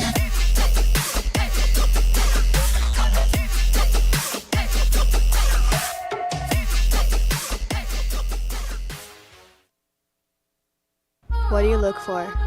What are you looking for? A woman, like I said, that's not going to be promiscuous, a woman that's going to be consistent, a woman that has a career and things going for herself, because I had the same thing going for myself, as well. I don't need a woman to give me her money or anything. I'm just looking for devotion and some loyalty.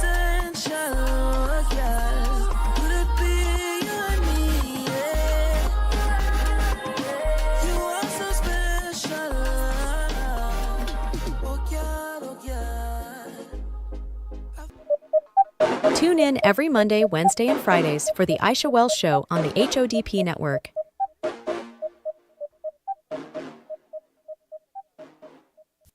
All political parties, the election bell has rung. We're starting our election platform packages. Do you want to hear your political speeches, meetings on our network? Email us at HODPnetwork.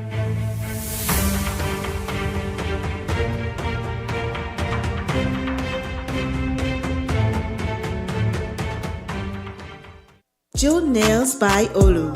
Welcome to our salon. We look forward to giving you an experience you'll never forget. Come for your nail treatments. Choose your colors, shape, length, and design. It's all up to you. We look forward to pampering you. We do manicures, pedicures, acrylics, and gel. Call us today at 476-7114 or visit our social media pages. TikTok at Oluseyi Davis, Facebook and IG at JudeNails_by Olu. Every Thursday, 8 p.m., catch Daddy's Maybe on the HODP network featuring Smitty and Joshua Alexander. You don't want to miss it, to miss it, to miss it, to miss it, to miss it, to miss it.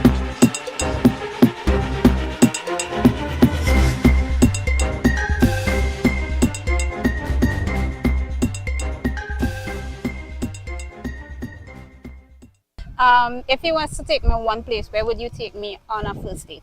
I would more do like a picnic or something in Palm East. In where Palm? Palm East. Oh. Get ready for Java Singles. Hey, this summer we outside, so exams done. For real, finally. Time to get crazy out there. We gonna be Java Island though. Of course. We must. How much people gonna be there anyway? Outside. We sure. Of course you. Everybody know what Java. Come now. Oh boys. Everybody. I can tell right now that boy coming up the road. He know what Java. No, we bet. You bet. Okay. No. He don't know. You know what Java Island is? I tell you that. No, I tell you. Hot of the press having this whole big segment, and we the youths of Hot of the Press, we gonna be there. Fun challenges, we gonna play games to win prize to go in places like Morocco. Cause movie tongue, it gonna be a movie. Everybody going to be there. You know we are check out on social media.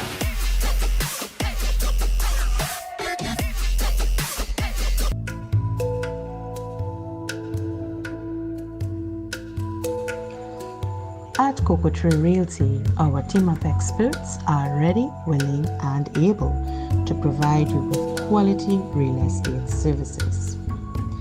We understand your needs and find you that perfect apartment or house rental that you have been looking for. Our range of services include property sales, property purchases, property management in both the residential and commercial areas. Give us a call today at 741-9712.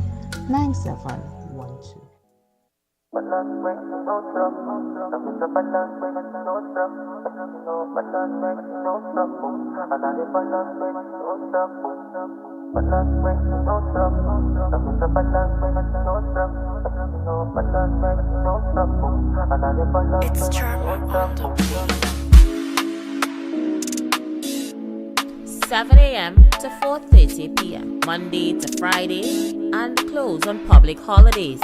We sell phone cases, iPhone 6 to 15 Pro Max and the Samsung A1 to A74 and S8 to S24 Ultra.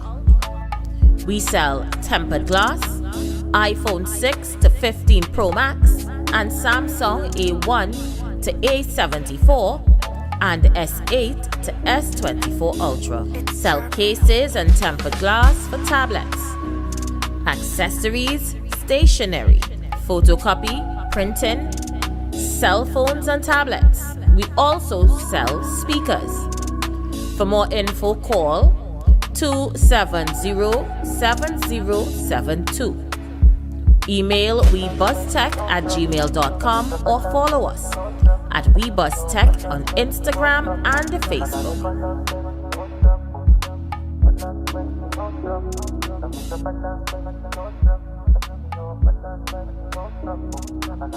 It's Charma.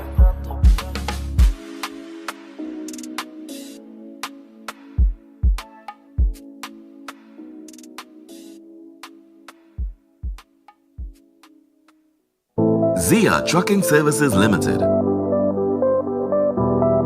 Every size of truck for every size of job.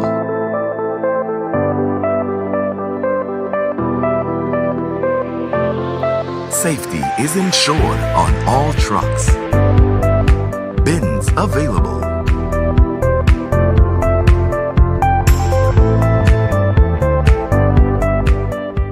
Zia Trucking Services Limited. We move A to Z with ease for the best, safest, and most reliable transport service. Contact us at Zia Trucking Services Limited at gmail.com. Telephone 487-0477, 473-4122, or 483-8741. Or visit us on Instagram at Zia Trucking Services Limited.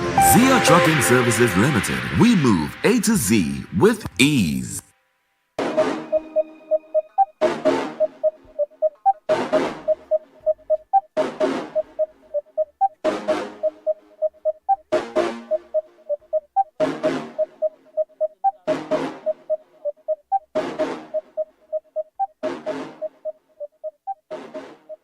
The views of callers are not the views of the management and staff of HODP Network.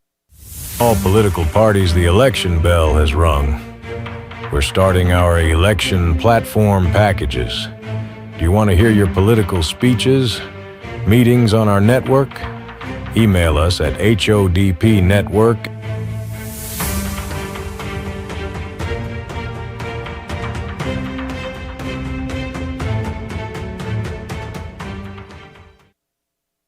All right, we are back. Thank you so much for staying with us 16 minutes after the hour of 8 o'clock. And we continue to take your calls and your voice notes. It is Monday and we are touching on the issues. 476-7115. Yeah, let's go. Good night, Aisha. You're watching on CMC3 News tonight. The people meter when Dr. Leoda statement in Parliament last week, I said they're going to asking the people. About 5% Dr. Rowley is a liar, a crook and a thief with election time. People not falling for that again, Aisha. Mr. Rowley doing nothing for the country. That girl like this evil, wicked man. After 9 years, you know how come out that. Everybody know that election gimmick. Rowley, you're evil and wicked. Let her go. You want one all here. Fire, burn the PNM. Good evening. I want to say, 1 minute before I play Barataria, I want to say the views of KFC is not the views of the management and staff of HODP Network. It is not my view. KFC on your own with that. Let's go. You know why we should find the pastor by now. Because if the major say you don't know, we have to find the pastor. Because Gary said to us sometime on your program was 8 members. But on the launch of his party and thing, I think on Saturday, he says 2. So is it the pastor and his son? I don't know, because at one time I hear the church had a whole heap of military members, former and present. So I don't know. How the media didn't find the pastor yet? The pastor was brave enough to jump out and say he was a SRP and give up the firearm. Where is he to defend that, Aisha Wells? Where is the pastor to defend that and say that ain't true? Because his church, as Gary Griffith said, Christianism is under attack. So the pastor should be defending the church, Aisha. Good night. Barataria, again, this brings more questions than answers. Because if that's the case, and you want to hear from the pastor, who hired the pastor? Under whose purview does the pastor report to? Because now we're hearing members of the opposition saying, due to the act, that those in the SSA did not report to the Commissioner of Police. So who did they report to? So I too would want to hear from the pastor, and I would like to hear from him who he reported to, as we try to unravel this saga that continues to brew in the public domain, to the extent where political analysts and scientists want to know, between Major Best and the Prime Minister, who do we believe? I tell you, I don't know where this thing is going. I don't know. I do not know, but we wait to see where this goes. And again, I'm saying, because it was said in Parliament, who knows, it might go nowhere because of parliamentary privilege. You understand? So again, we continue to pay attention to this and see where it goes. Numbers to call, 476-7115, 476-7115. Send those voice notes to 476-7115. Caribbean Soul says, where Rowley, after he came and talked this in the Parliament about overthrow the government, you can't hear a word from him anymore. Angie Baskin-Bascom said, but it's Gary who made the pastor a SRP. More questions than answers. We wait to hear exactly what the situation is. Pam Gray says, Gary said he did not know him, and the man said he baptized the guy. Again, more questions than answers. The lines are open. We are taking your calls, 476-7115, 476-7115. Caller, you're live. Hi. Good night. Good evening. Good evening, sister. Hey. But I would like to believe, based on Gary Griffith's statement, because Gary Griffith said on your program or on another program that the reason why these people was recruited as police officers, SRPs, is because the FIU or the SIU, you know what I'm talking about, with the major. Right. They were going around installing their own cameras. And based on that, instead of that to call the police for protection, these people were given their firearms to protect that institution. So anybody the pastor had to be reporting to, because the pastor was telling me, that's why we name him Rasta Pastor. He was a undercover what kind of SRP, right? Reporting, doing undercover work for the you know what I'm talking about, right? The SSA. The FIU or whatever they call it. The right? SSA. So anybody the pastor had to report to is the major. So the major had to tell me, did he hire the pastor? Because Gary telling me there are people who get firearm license and become SRP to work for that institution underneath him. Right? So the quickest thing now is to find the pastor. The major say he don't know about that. So then we have to find out from the pastor if what the prime minister saying about the members of the church, with Gary Griffith saying the church is under attack. Anybody to defend the church and defend Christianism is the pastor, Aisha. Where is the pastor all of a sudden? After the pastor returned the firearm, you realize the pastor just disappeared? I would love to talk to him. Do you know where I could find him? Well, I would like to know. Well, we put in a call out. What's his name? Call him out by name if you know it. I'll go back and look. Thank you so much, Bataria. Listen up here. Anybody knows where I can find the pastor, I would love to interview him. Let's take this call. Call, are you live? Call, are you live? I will always call after that disease call. Every time he call, I will call right after. Dotish man, but bacteria. Gary Griffith did not make that man a SRP. The commissioner of police, who was before Gary Griffith, Aisha Wells, made that man your SRP. Gary renewed it, and also Earla Christopher renewed it. So don't start in the middle, bacteria. Don't start in the middle. In other words, Nova Defender, he was renewed twice? What's that? In other words, you're saying that his renewal was done twice? Yes, Aisha Wells. I shall go back in when they was talking about it. It was under, I think it's who was before Gary. McDonald? Stephen Williams. Stephen Williams. One out of them. One out of them, okay. I think it might have been Stephen Williams before Gary. Is the person who put him as the SRP. It would have been Stephen Williams before Gary. And Christopher renewed also. Okay. So that's why he come here with that notice. And Aisha, the SSA, we just say the word, the SSA was reporting to the National Security Minister. So the SSA was not reporting to the Commissioner of Police? The SSA was not reported to the Commissioner of Police. Interesting. So they weren't even reporting to Bess.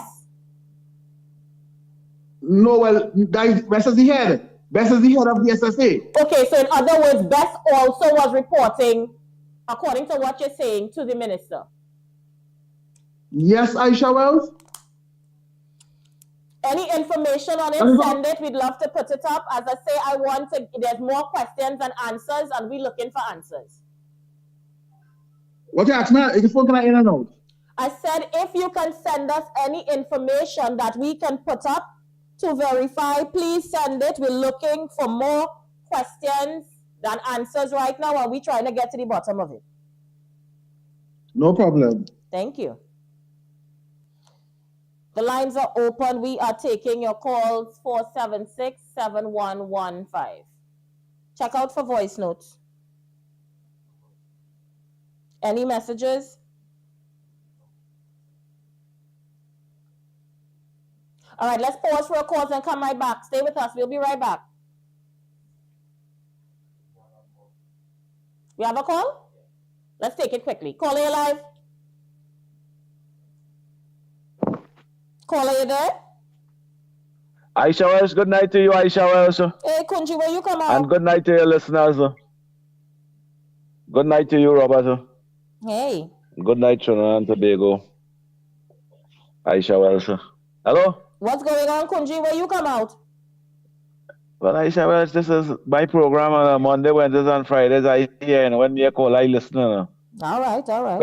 When on Monday, Wednesdays, and Fridays, when you hear my voice, it's because my hands doing something. All right. Looking for money. Thanks for the support. But Monday, Wednesdays, and Fridays, this is the program that the citizens of Trinidad and Tobago should be listening, should be being part of, and should be contributing onto this program.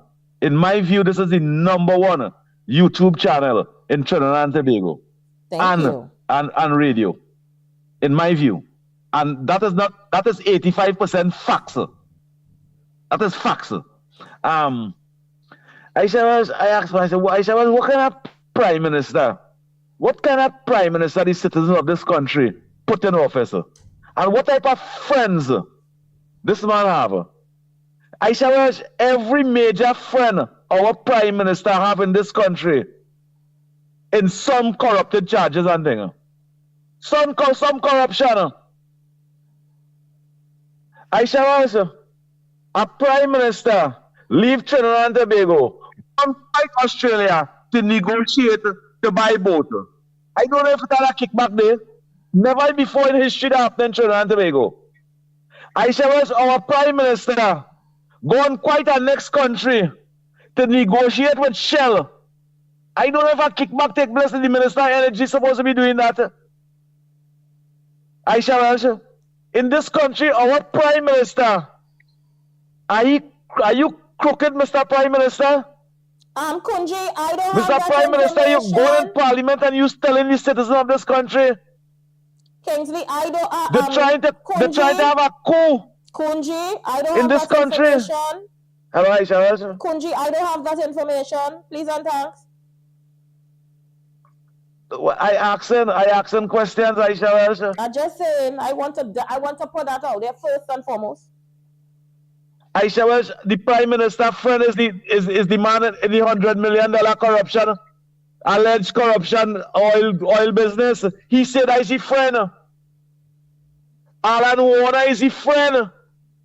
I now asking myself why Gary Griffith was fired.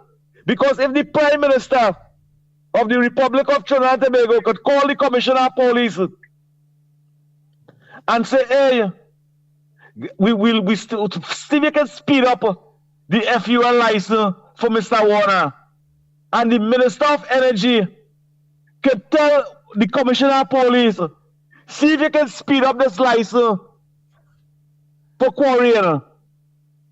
And they may get it because Alan Warner get locked up for illegal quarrying. They didn't get a license. That's why they fired Gary Griffith. Because he wasn't conducting himself in misconducting public office. Aisha, the citizens of this country ask a question.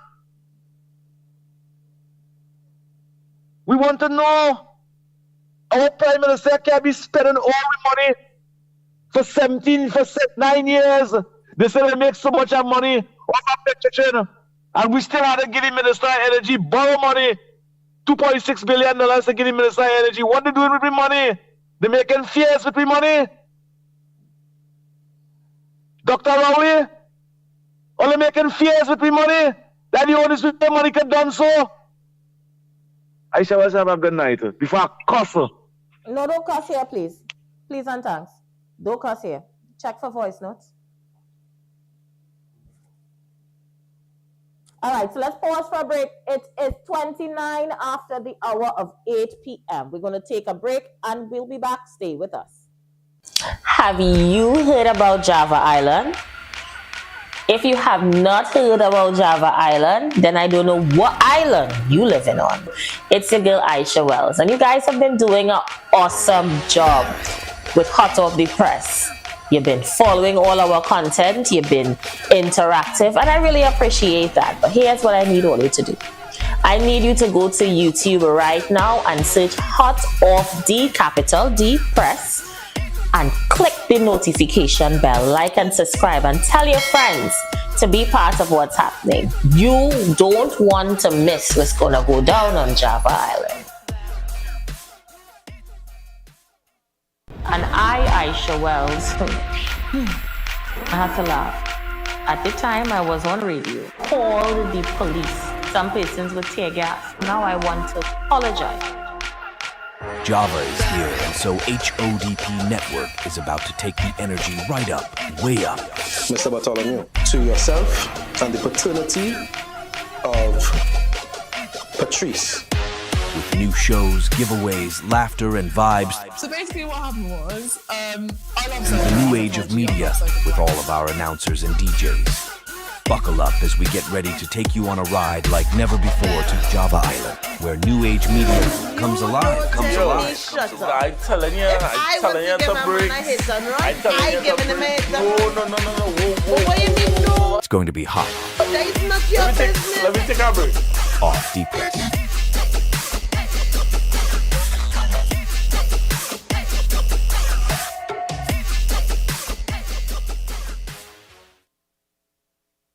What do you look for? What are you looking for? A woman, like I said, that's not going to be promiscuous. A woman that's going to be consistent. A woman that has a career and things going for herself. Because I had the same thing going for myself. Okay. You know, as well. I don't need a woman to give me her money or anything. I'm just looking for devotion and some loyalty.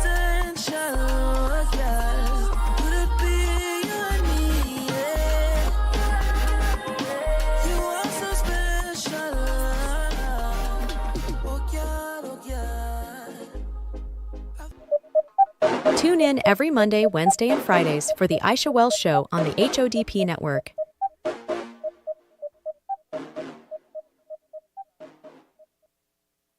Such persons belong to a cult which was arming itself while preaching a doctrine for trained military and paramilitary personnel with a religious calling to be the most suitable persons to replace the country's political leadership. Prime Minister Dr. Keith Rowley revealing shocking details of the investigation into the SSA. The investigation revealing several relatives of SSA employees who were also part of the same church were improperly employed by the agency with no due diligence or polygraph testing. 28 people have since been fired from the SSA.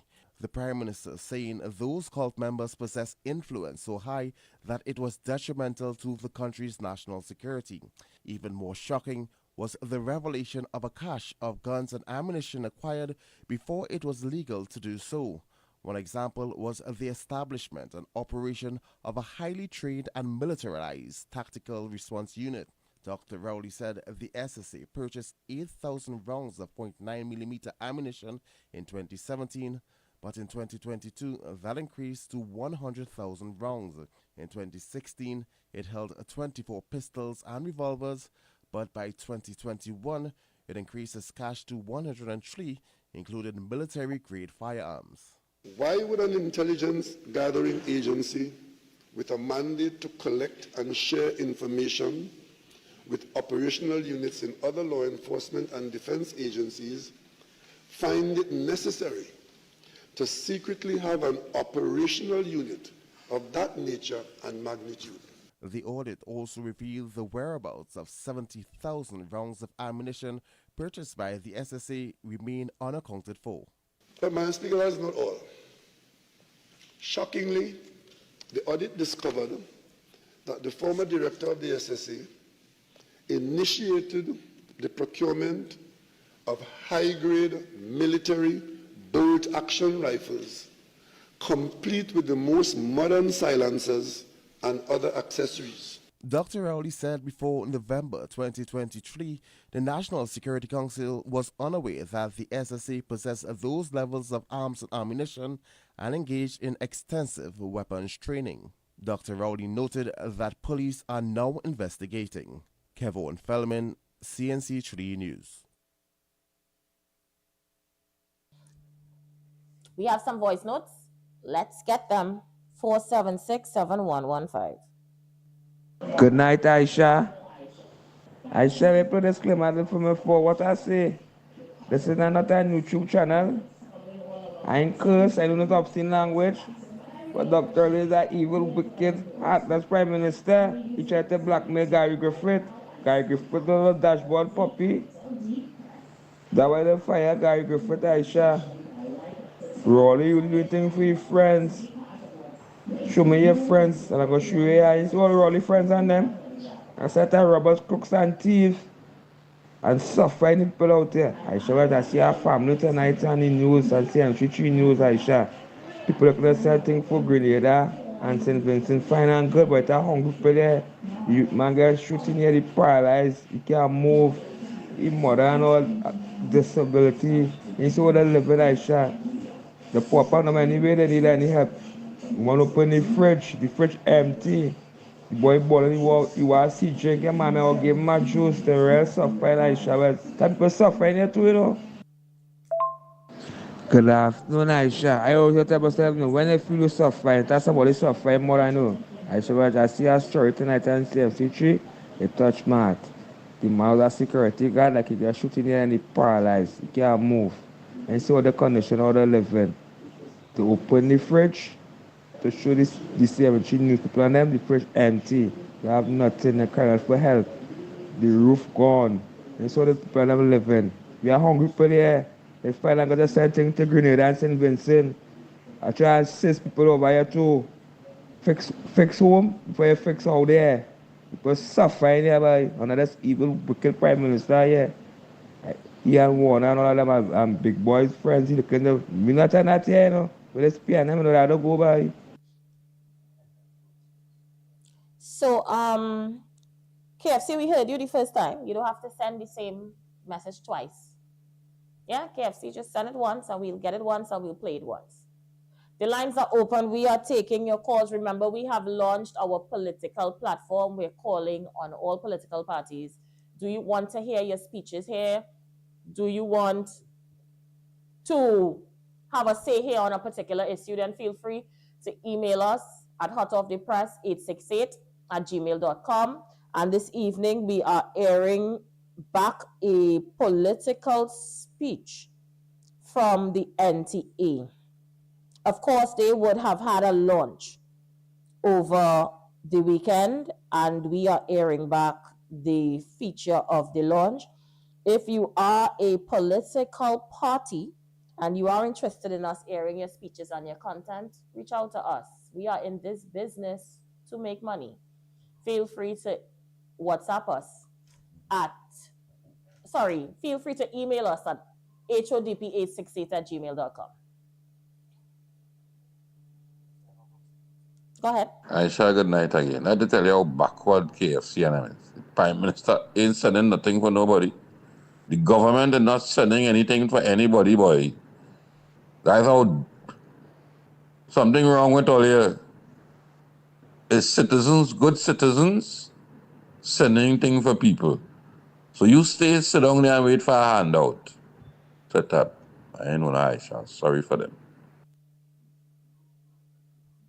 All right, so we're going for a break, and when we come back, the opening of the NTA new headquarters. For those of you who want to air your political content here, we've launched our platform. Feel free to email us at hodp868@gmail.com. Have you heard about Java Island? If you have not heard about Java Island, then I don't know what island you living on. It's your girl Aisha Wells, and you guys have been doing an awesome job with Hot Off the Press. You've been following all our content, you've been interactive, and I really appreciate that. But here's what I need all you to do. I need you to go to YouTube right now and search Hot Off the capital D Press and click the notification bell, like and subscribe, and tell your friends to be part of what's happening. You don't want to miss what's going to go down on Java Island. And Aisha Wells, I had to laugh. At the time I was on radio, called the police. Some persons with tear gas. Now I want to apologize. Java is here, and so HODP Network is about to take the energy right up, way up. Mr. Bartholomew, to yourself and the paternity of Patrice. With new shows, giveaways, laughter, and vibes. So basically what happened was, I love Through the new age of media, with all of our announcers and DJs. Buckle up as we get ready to take you on a ride like never before to Java Island, where new age media comes alive, I'm telling you, to break. I'm telling you to break. No. What do you mean, no? It's going to be hot. That is not your business. Let me take a break. Off deepest.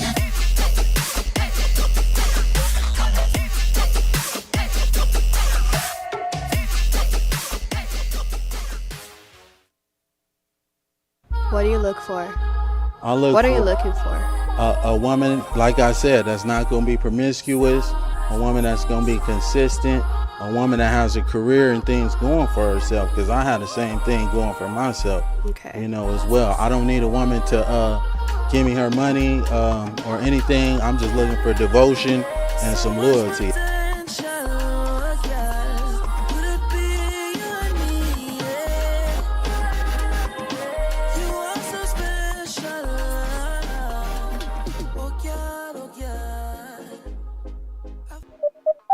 Tune in every Monday, Wednesday, and Fridays for The Aisha Wells Show on the HODP Network. Jewel Nails by Olu. Welcome to our salon. We look forward to giving you an experience you'll never forget. Come for your nail treatments. Choose your colors, shape, length, and design. It's all up to you. We look forward to pampering you. We do manicures, pedicures, acrylics, and gel. Call us today at 476-7114 or visit our social media pages, TikTok at Oluseyi Davis, Facebook and IG at JudeNails_by Olu. Every Thursday, 8 p.m., catch Daddy's Maybe on the HODP Network featuring Smitty and Joshua Alexander. You don't want to miss it, to miss it, to miss it, to miss it, to miss it, to miss it.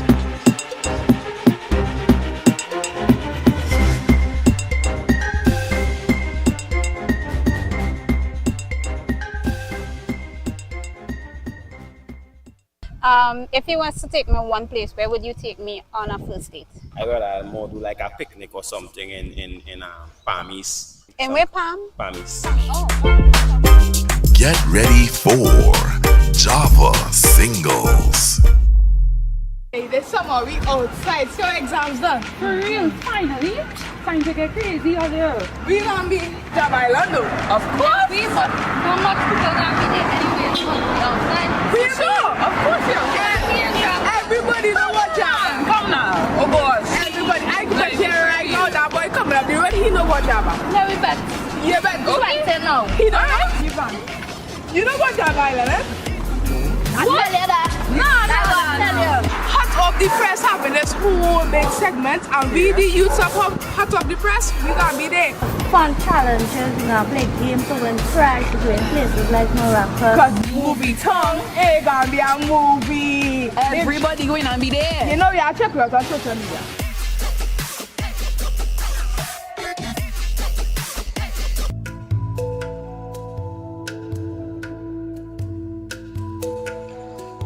At Cocoa Tree Realty, our team of experts are ready, willing, and able to provide you with quality real estate services. We understand your needs and find you that perfect apartment or house rental that you have been looking for.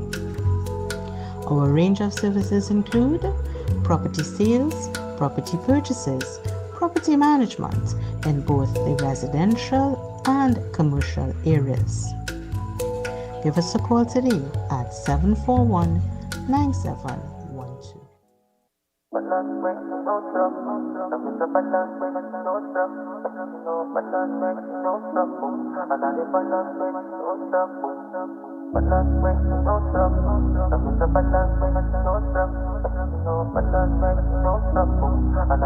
It's Charma on the beat.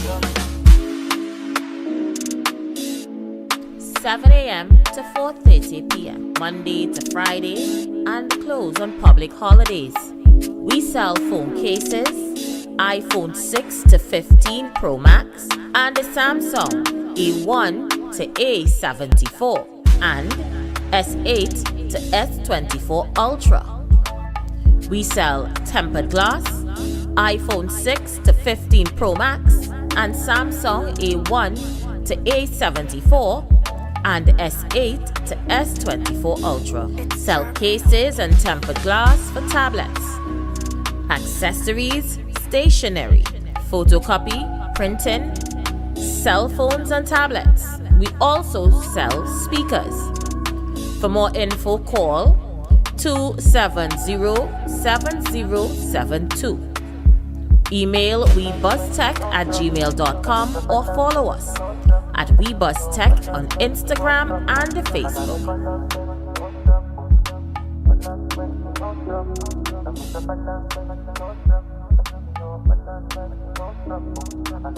It's Charmer.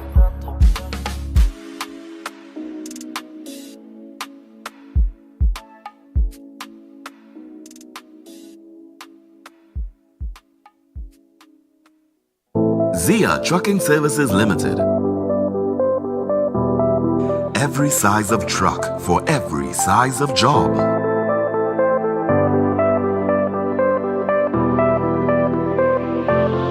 Safety is ensured on all trucks.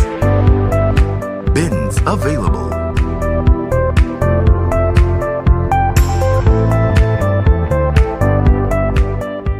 Zia Trucking Services Limited. We move A to Z with ease for the best, safest, and most reliable transport service. Contact us at Zia Trucking Services Limited at gmail.com. Telephone 487-0477, 473-4122, or 483-8741. Or visit us on Instagram at Zia Trucking Services Limited.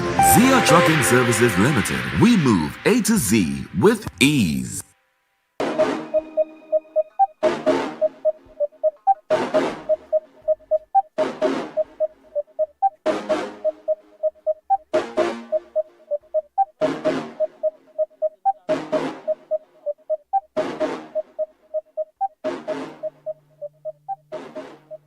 The views of callers are not the views of the management and staff of HODP Network.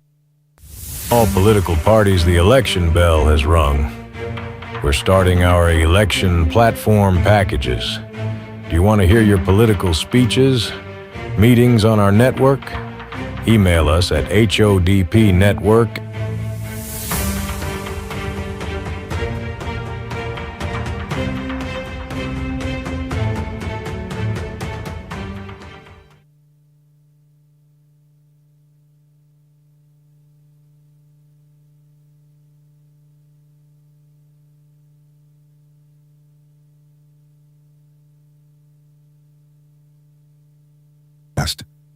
We now take you to a pay political broadcast. Thank you very much.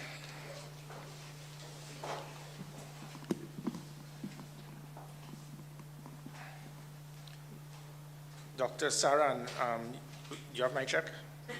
No? I didn't? Next time then. Members of the National Transformation Alliance governance team, previous local government election candidates, members of the media, good morning. Thank you for coming here this morning and welcome to the new NTA headquarters in St. Joseph. Usually persons will know that usually who wins St. Joseph wins the general election. And I give you the promise that when I win this seat, I promise to spend as much time in this office as I do in the other ministries that I would lead when we are in government. It is unfortunate that sometimes ministers, when they get appointed in ministries, they forget who put them there. And that is definitely not going to be my intention.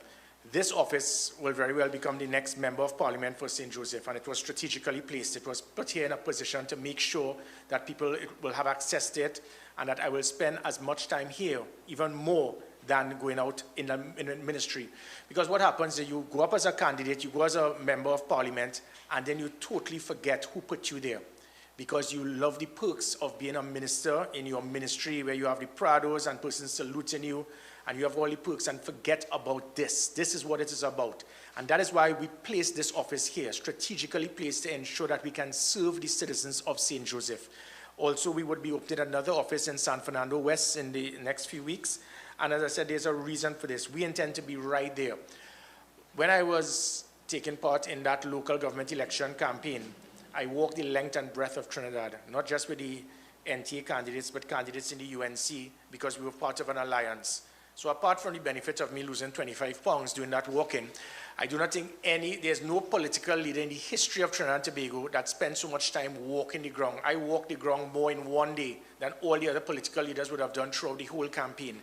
And there's a reason for this. Not because I just wanted to lose weight, but because we need to interact. It's the same way I operated as a commissioner of police, as a minister of national security. We have to be prepared to pull back our sleeves and get on the ground and work with the people. You cannot just be utilizing persons conveniently, shaking their hands, giving out money in bars and hope that they would vote for you, and then you forget about them. The same way I promise you Trinidad and Tobago that I operated as a commissioner of police, being on the ground with my troops, being there with them, I intend to do the same thing as a future member of parliament in St. Joseph, where I intend to work with the constituents, look at their needs, look at their concerns, and in the same way that we were able to transform the Trinidad and Tobago Police Service, I intend to transform the constituency of St. Joseph. I intend to make St. Joseph constituency safe again.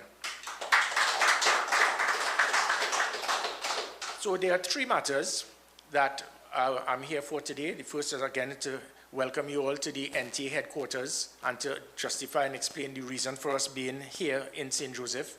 The second involves the future of the NTA. And the third, unfortunately, I will have to discuss as it pertains to comments made by the Prime Minister being hidden under the cloak of Parliament. But the second, as I said, has to do with the NTA. Where do we go from here? I know the media and many persons have been asking, they want to know, would the NTA go alone? Would we work with other political parties? Do we intend to take part in a general election? Do we intend to work with the UNC as we did in the local government election that ensured an annihilation of the PNM, being defeated by over 60,000 votes? And the answer as it pertains to us working with other political parties, other entities, the answer is yes. The reason that word, if you look at the name, the National Transformation Alliance, there's a reason we have that word alliance. It is an alliance not just of political parties, but an alliance of minds. And when you look at the political history of Trinidad and Tobago, in 1981, 1991, 2002, and 2007, that bridge constituency, be it the ONR in 1981 getting 91,000 votes, the NAR in 1991 getting 127,000 votes, the COP in 2007 getting 147,000 votes, and even Team Unity in 2002. When it is that they worked on their own, it was, you know, that line, they split the votes. I don't know what that really means, but the concept usually happens that when that major bridge constituency works as a third party, it divides the votes against those who are with the PNM.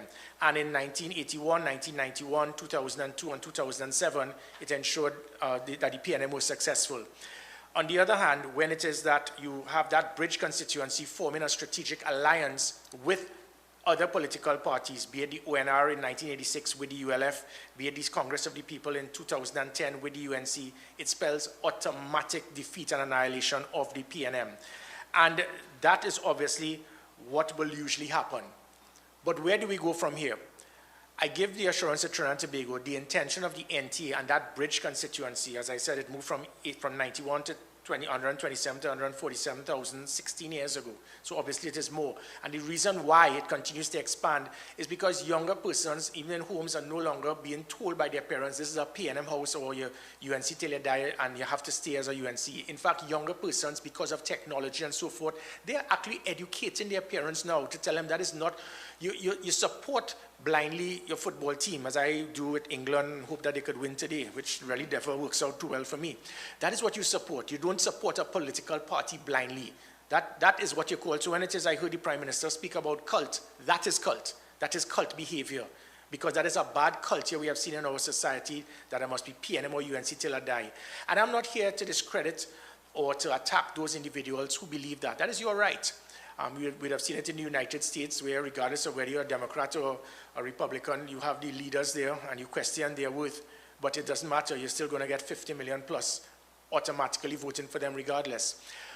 We are here to represent those independent thinkers, those floating voters, those individuals who are actually looking at to analyze the situation to see if, do these individuals have what it takes to make this a better country? And that is what the NTA is here for. So, unfortunately, to some, many people in the PNM, they look forward to parties such as the NTA to hope that we will go separately to split the votes for the PNM to win. We are not here to assist the PNM in winning an election to split the votes. We are also not here to be utilized by other parties to get your support and your vote for them to be the sole government. So we are not here to work for any political party, left or right. We are here to represent that bridge constituency, and that is what we intend to do. But how can we do this? Because many people are very concerned that what they would have seen in 1986 and 2010, where an amalgamation of anti-PNM voters get together to defeat the PNM, which would happen. It is automatic. But how do we prevent this from collapsing as what happened in 1986 and 2010? It cannot, as I said, be that just join together to beat the PNM. We have tried that, we have done that. It has not worked. What we are doing today, and what I intend to express to the public, it goes with the other word in the name of the political party, the National Transformation Alliance. This is about transforming Trinidad and Tobago. And usually, as I said, political parties will usually deliver a Christmas shopping list just before the election of more police stations, more hospitals, better roads, bigger Coast Guard vessels. Been there, done that. There's no strategy, there's no cost-benefit analysis. And because of that, you will see the party that gets in government collapsing, because they spend so much time trying to get into government. There's never been any preparation when you get into government. So what happens? Hypothetically speaking, a prime minister would appoint a minister of finance, call him, take over finance. But PM, I don't know how to balance a budget, It's all right, stay there. Shamford, take over sport, but prime minister, I never kick a line. That's okay.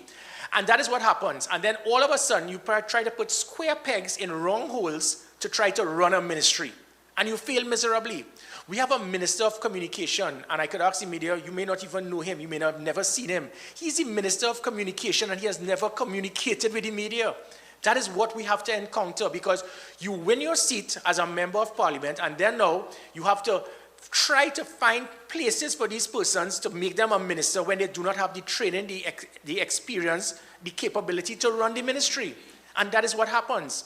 We have a person who is the chair of the National Security Council. He boasts about it. But his training and qualification is to massage rocks and stones, to whether it is igneous, sedimentary, or metamorphic. That is what we have to encounter. But he boasts that he's the chair of the National Security Council with no training, qualification, or experience in national security, law enforcement, or criminological theory. We have to change that. And how do we change that?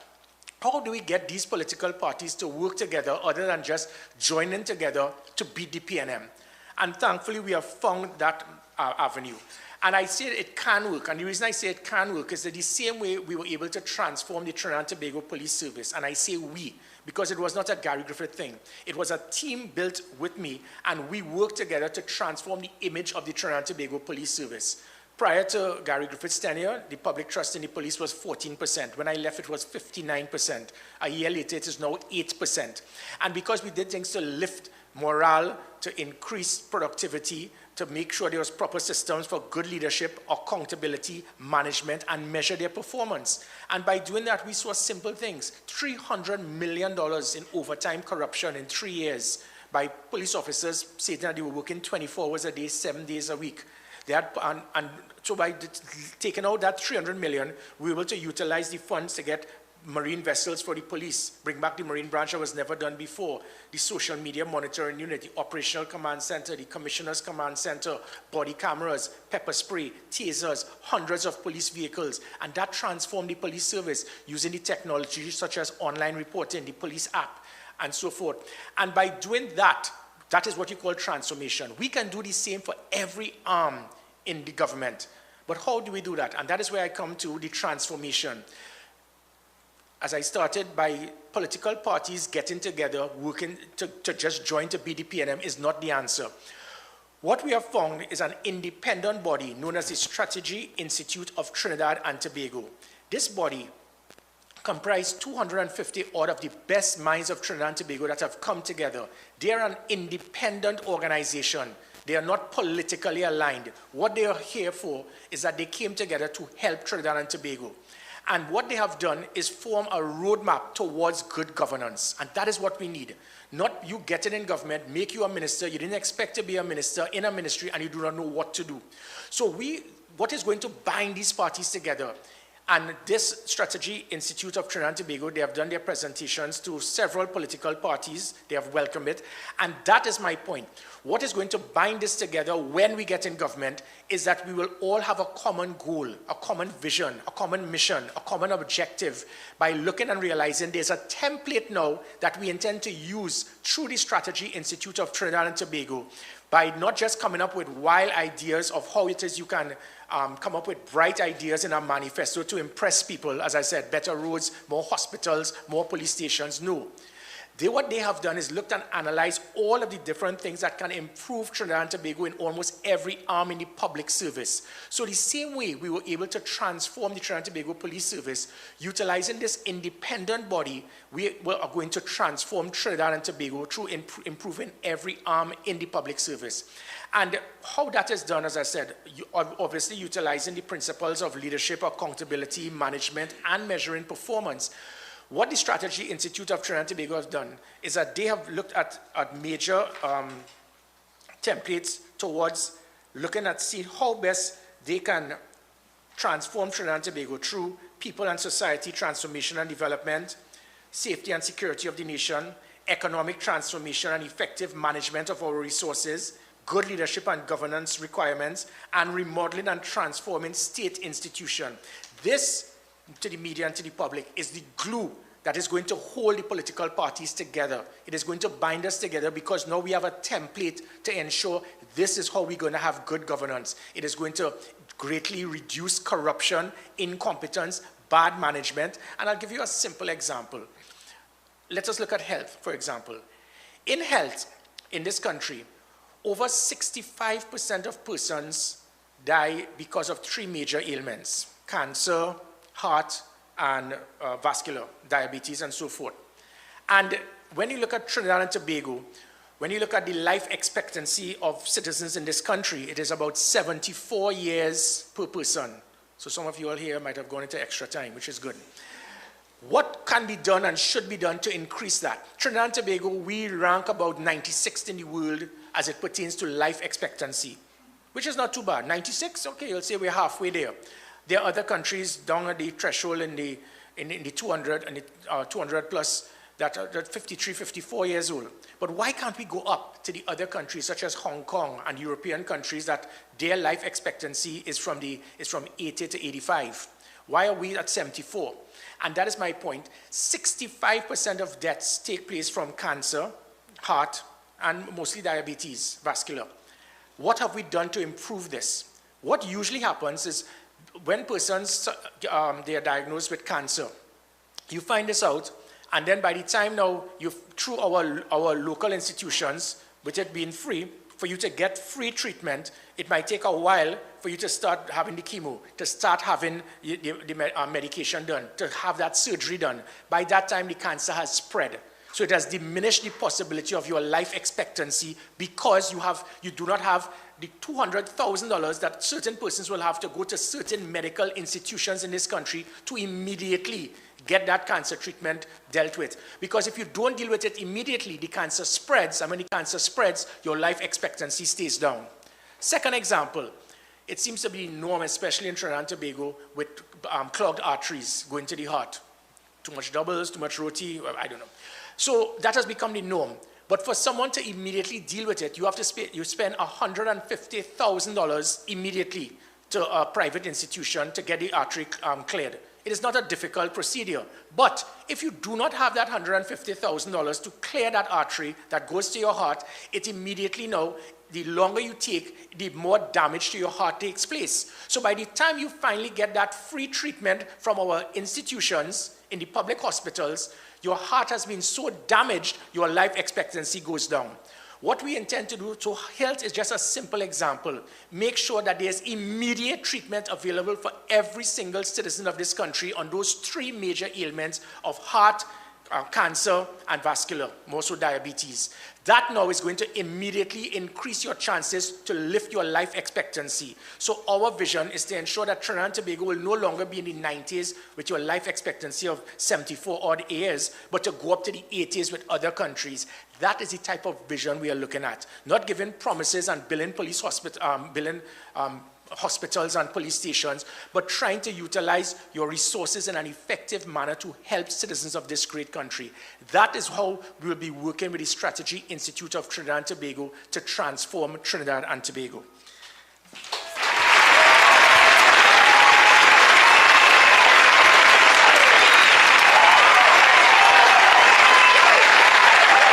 I wanted to know where this crowd came from.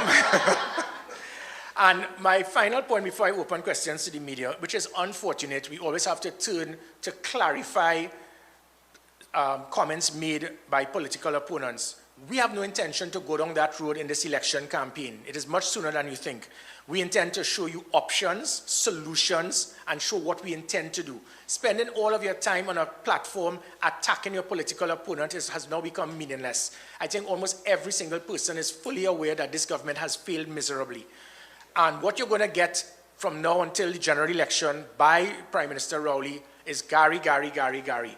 I am living rent-free in his head. He seems fearful, he seems intimidated, and he seems obsessed with me. And there's a reason for this. The United National Congress will always have that 200 to 250,000 supporters. So he knows that. So putting his targets on individuals that lead the UNC, it's not going to make a change. What is going to make the change? Who leads that bridge constituency that is going to lead, serve, and guide those 100,000 floating voters that are not PNM or UNC till they die.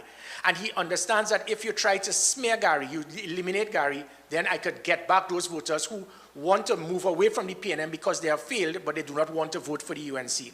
So what you would have seen and heard, have you ever heard a Prime Minister spend so much time attacking a political leader who is not even in Parliament? Even in 2007, Patrick Manning never spoke about Winston Dukaran. So it shows his fear factor. They have done their polls and they have understood what is happening. So the NTA, our direction, obviously, was to get into government. And I heard the Prime Minister on a front page of a newspaper today stated that he and I are not friends. It's the first time he and I have agreed on something in a very long time. And there's a reason for this, is that I agree, Mr. Rowley, Dr. Rowley, that we are not friends. Because as the same very ridiculous comment you made when women were being beaten by their husbands and he said you need to choose your husbands wisely, I choose my friends wisely. And when I choose my friends wisely, I can state that none of my friends, they were ever in the Oval car park and they dropped like a breadfruit when they were having too much of a good time and security had to pick them up. None of my friends were ever charged for criminal activity and taken to a cell recently. None of my friends were charged for child molestation. None of my friends were investigated by the police for hundreds of millions in excess taxpayers' dollars spent in contracts to ascertain if they actually supplied it. None of my friends were actually investigated by the Integrity Commission time and time again and had to defend themselves. So yes, Keith Rowley, I choose my friends wisely. And you are indeed different. So you and I are not friends. If I look at Keith Rowley, he's not a friend. If you take out the R from friend, that is what I consider him. And as it pertains then to what we had was a powerful working relationship to the point that he as a Prime Minister actually started believing that he could control and direct the Commissioner of Police.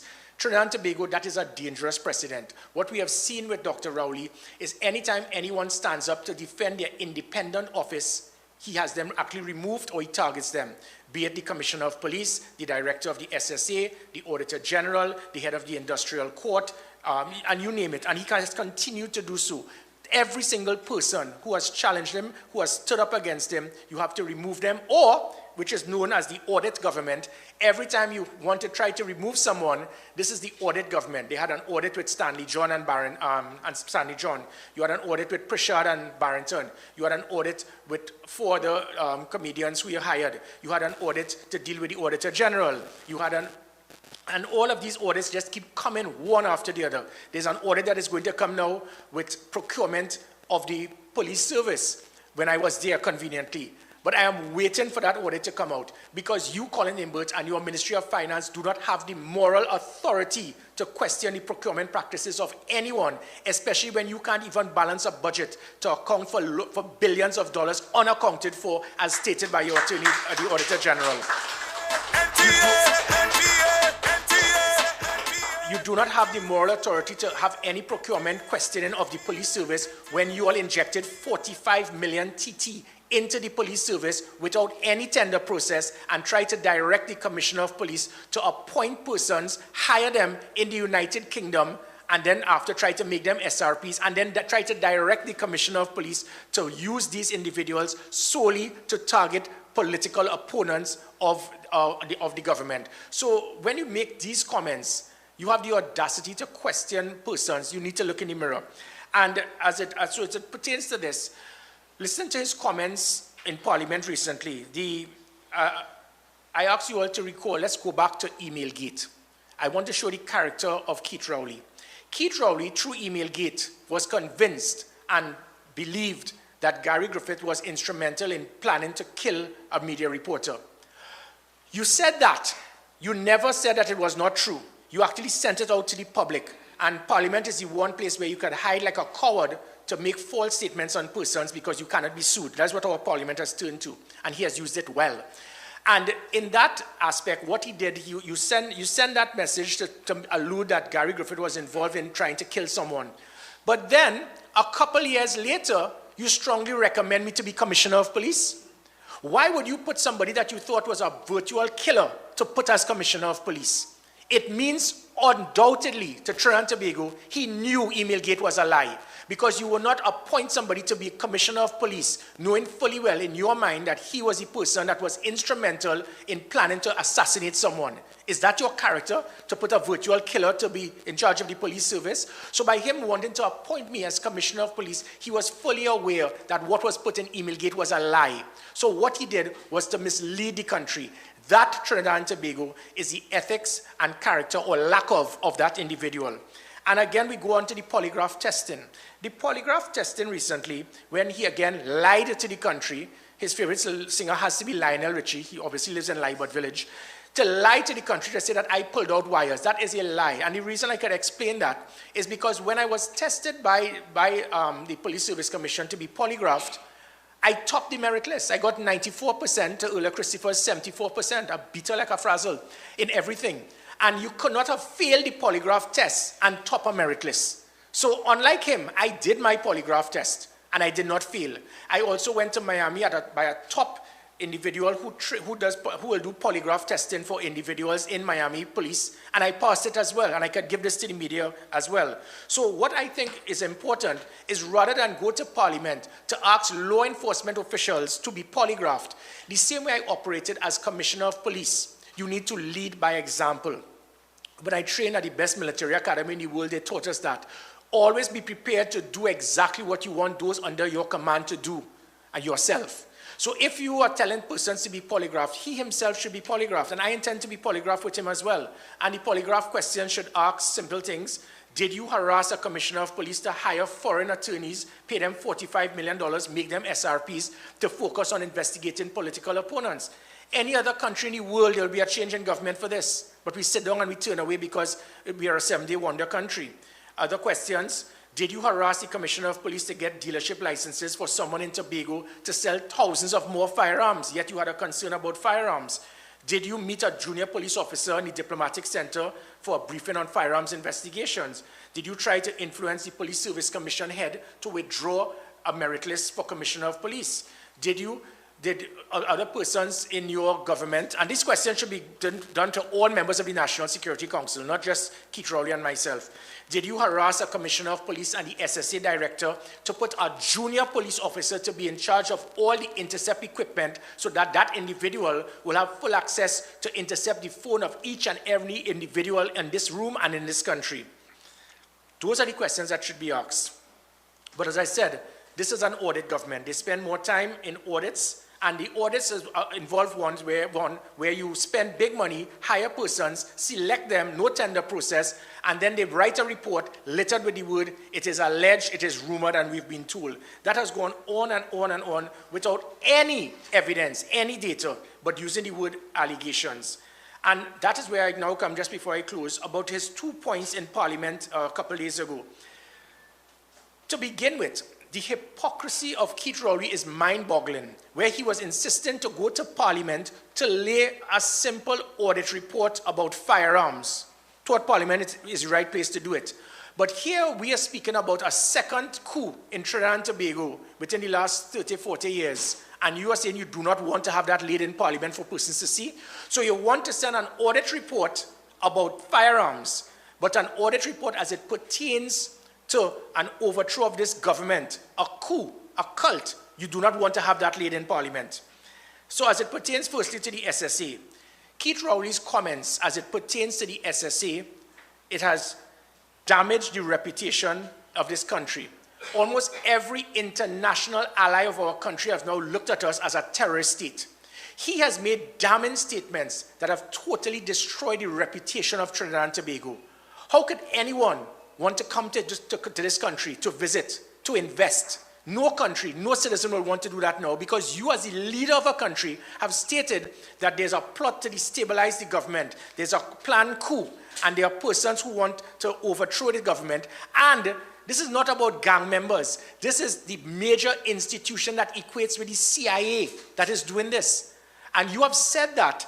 And again, as I said, who is the cause of all of this? Keith Rowley. And I'll tell you why. There was a commission of inquiry into the attempted 1990 coup. The main recommendation made by that commission of inquiry into the 1990 coup as to what went wrong was because of lack of understanding, lack of coordination, lack of mutual communication integrated between all arms of the protective services. They recommended the establishment of a national operations center. The media, I could give you the recommendations of the coup, of that commission of inquiry if you require. Their number one recommendation, you need to form a national operations center because during the 1990 coup, one hand didn't know what the other was doing. So Special Branch, the Defense Force, the SIA, everybody had little snippets of information. And had they accumulated it at the same time, they would have known what was taking place on that fateful event. They did not. That is why you formed the National Operations Center. The National Operations Center was designed to make sure that every arm of intelligence in Trinidad and Tobago will be there in that one facility. We built it. Do you know what Keith Rowley did? He threw out every single arm of national security intelligence out of the NOC and left it to the SSA.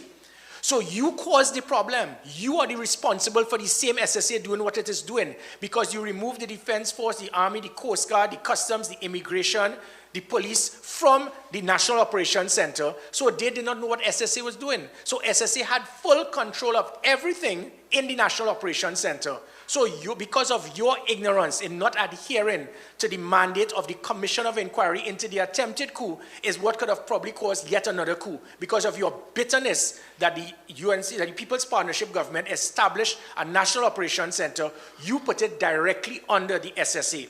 And let me tell you again, if it is that you wanted to shut down the Special Operation Response Team based on allegations, because up to now not one person in SORT has been charged for a criminal offense, why don't you shut down the SSA now? Because you have stated that the SSA is now instrumental in an attempted coup, but it still exists. Furthermore, who is to say that there are not sleeper cells in the SSA? Because I am speaking on behalf of Keith Rowley now. So you shut down SORT because of an allegation of a situation where no one was charged. But here in the SSA, you have confirmed that there is a plan to overthrow the government and an attempted coup.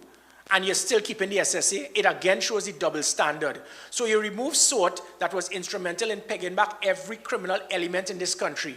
It was replaced by something known as the National Operation Task Force. Their biggest success in the last 2 years was arresting an old man for selling school books on the pavement. That is what we have reached to in this country, and that is fact.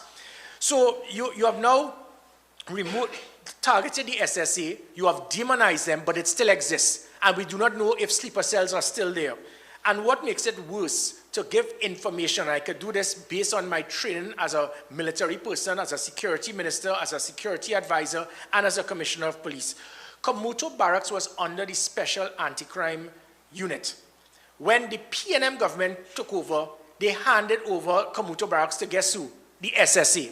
So it was the PNM government that handed over Kamuto to the SSA. By doing that, hundreds of thousands of wrongs became the SSA became the custodian for this ammunition. SSA became the custodian for hundreds of weapons that belonged to the Defense Force and the police. So again, you try to speak about the SSA. Have you done a proper audit? How could you, in God's name, do an audit and the person who was in charge of the SSA you have not spoken to? Because I spoke to him, and he said that after they came to their conclusions, he heard about this on the news. And it's the same nonsense that Keith Rowley's audit team did as it pertained to firearms. You did an audit and didn't speak to the person who is in charge of the organization. Are we that clueless? So you do another audit now with the SSA, and the person who was in charge of the SSA, you didn't speak to him to ask, what is the situation with these 70,000 wrongs missing? What is this update about persons who are involved in a cult? So I said, just like the FUL audit, you did not do what is required, and you just automatically publish something. And again, I want to bring a very important point to Trinidad and Tobago. We are now demonizing people because they go to church. That's what we have reached to in this country. It is now being seen as a crime. We are now trying to label church-going people as a Jim Jones cult. 23 persons were fired in the SSA. 2 persons were highly involved in the church. 2. And all of these persons who were fired were polygraphed and passed the exams. This shows Trinidad and Tobago that evil is indeed invading our land, that some will see God-fearing people and try to target them. It has been said, in fact, I think prophesied, that those who praise their God, those who serve their God, will indeed be targeted and victimized by evil beings. I ask all religious organizations, all God-fearing persons, all persons who believe in their God, in whichever form or fashion, understand what is being done to this country and what is being said by the evil elements that seek to demonize those who serve their God. Now, I'm definitely not saying that every single person who goes to church is a saint, but you are making a damning accusation, and not one person has been charged, not one person charged, but in the eyes of the world, you have stated that there's a major coup that was planned to overthrow the government and a cult. How could you use the word coup, cult, remove a government, and yet not one person arrested, not one name called, and not one person charged? This is Emailgate reloaded, yet again, where it is he has now tried to smear a person's name, destroy their character, but say it in Parliament. And this is similar to my final point as it pertains to his comments with the FUL. I would like to clarify for the 73rd time to the media. When people are asking why it is I try to block it, I did not try to block it. I look forward to when Keith Rowley and Hines and others speak, because I make a lot of money in court for defamation. Because the one thing with defamation, it is not unless it is true. But when you lie about someone and smear their character with lies, your only time that you could be protected is when you go to Parliament like a coward. So you did an audit for the 3rd time, because remember the Stanley Jockey John report, after 3 years, it was a massive, well-oiled criminal enterprise, but not one person held, not one weapon seized, not one name called, not one person charged. But they keep saying it was a massive, well-oiled criminal enterprise. So then, as it pertains to myself, you do an audit, and these jokers who you handpick without a tender process and pay them hundreds of thousands in taxpayers' dollars, do an audit of the police service, and you never spoke to me. There's something Trinidad and Tobago called natural justice. You must speak to the individual to clarify the lies. They did not do that. So the court realized, listen, don't go that way. You did not speak to the man under natural justice. How you can make a statement public without even speaking to him? And then he wanted to go to Parliament. If he said he was going on a public platform or to a post-cabinet conference, where it is that he just speaks about Gary Griffith and Kamala and never speaks about what happens in cabinet, I had no problem. But he wanted to go to Parliament, as the coward that he was, to try to smear my name and for me not to be able to sue him. That was the problem. And the court was correct in what they did. He then stated in Parliament that, in the report stated that criminals got guns. Trinidad and Tobago won. For you to get a firearm, you must get a certificate of character. So you cannot have a criminal record. So that was a lie. And if it was not a lie, name the criminal, seize the weapon. Up to now, he can't do it. 2, he then stated that persons involved in heavy domestic violence matters were getting firearms. That too is a lie, because your wife must sign for it to give approval for your husband to get a firearm. If it is, he beat the system, call the name of the individual, and seize the firearm. No firearm was ever seized in that manner, and no name was ever called. 3, he then stated that they have the reports. The report stated that persons admitted paying bribes and police officers accepted the bribes. If you have that as a report, call their names, charge them, and seize the firearms. Not one name has been called, not one firearm seized, and not one person charged based on that lie he said in Parliament. And 4, he then stated that persons with semi-automatic firearms changed it to automatic firearms. That is a criminal offense. Had that been done, the weapon would be seized, the person's name called, and he would be charged. So for those 4 lies he made, up to now he can't call one name, not one weapon has been seized by Earl Christopher, and not one person charged. And then he goes on to speaking about Earl Christopher said over 100 legal firearms were involved in criminal activities. Again, when you play with words, over 100 legal firearms have been involved in criminal investigations. Know how deceitful these people are. So what they were included in that 100 would have been police officers using their firearm in defense, a law-abiding citizen using their firearm in self-defense, a security guard losing his firearm, a police officer having a negligent discharge. They package all of that to give the impression that 100 licensed firearm owners use their weapon to kill someone or to rape someone. That is a lie. You all are aware, media, how many persons with legal firearms in the last 5 years have been involved in a criminal offense? Not more than 5, but we have over 3,000 persons who have been killed in the last 9 years under Keith Rowley's government, killed by firearms. 99.9% have been by illegal firearms, which he has not done one thing, not lifted one finger to deal with. And again, when they try to speak about my liberal giving of firearms, to say it for the 73rd time, there were 25,000 applications for firearms, 25,000.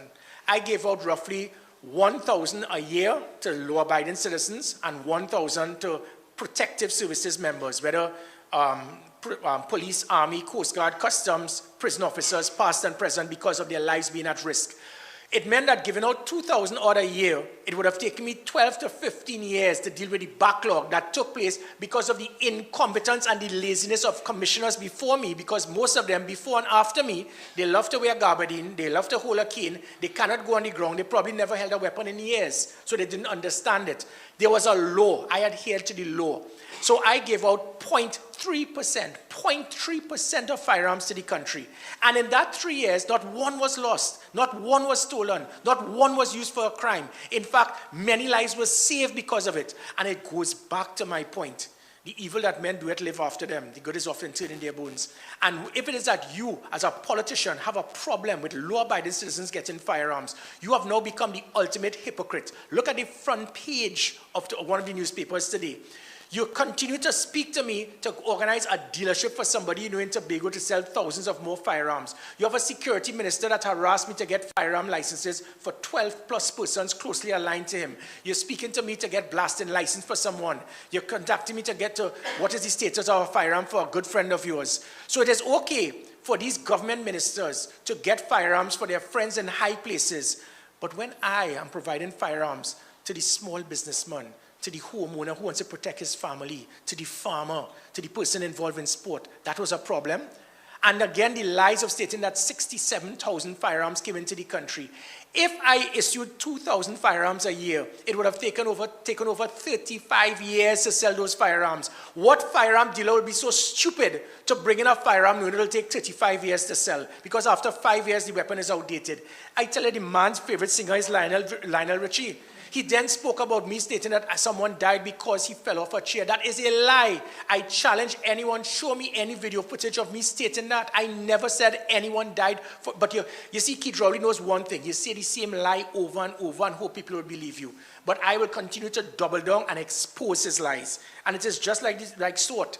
When he spoke about the Special Operation Response Team being blacklisted for human rights violation, not one officer in SWAT has been charged for human rights violation. Not one officer in SWAT has been charged for a criminal offense. But, in the Defense Force, three persons who was the guard for the Chief of Defense Staff. They were involved in the kidnapping and killing of someone from the Special Naval Unit that is funded by the United States. And I think they used the same weapon that the United States gave them. So the US didn't blacklist SNU, even though people were charged and they used the weapons that the US gave them. They weren't blacklisted. They didn't see that as human rights violation. But they're saying that SWORD had human rights violation, even though up to now not one person has been charged.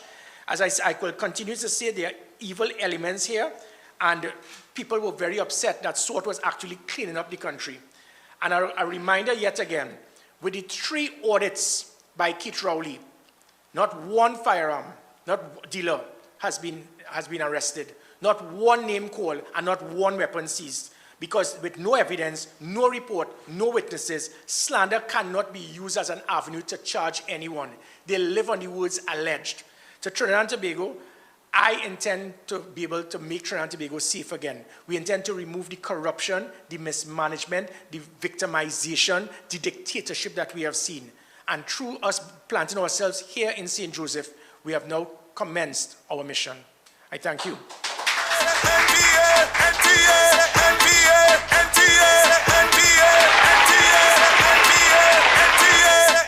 And I ask now, any questions from the media? Should anybody have a question, I have the microphone. Oh no, it's Darren. Hi, good morning. Good morning. Mr. Griffith.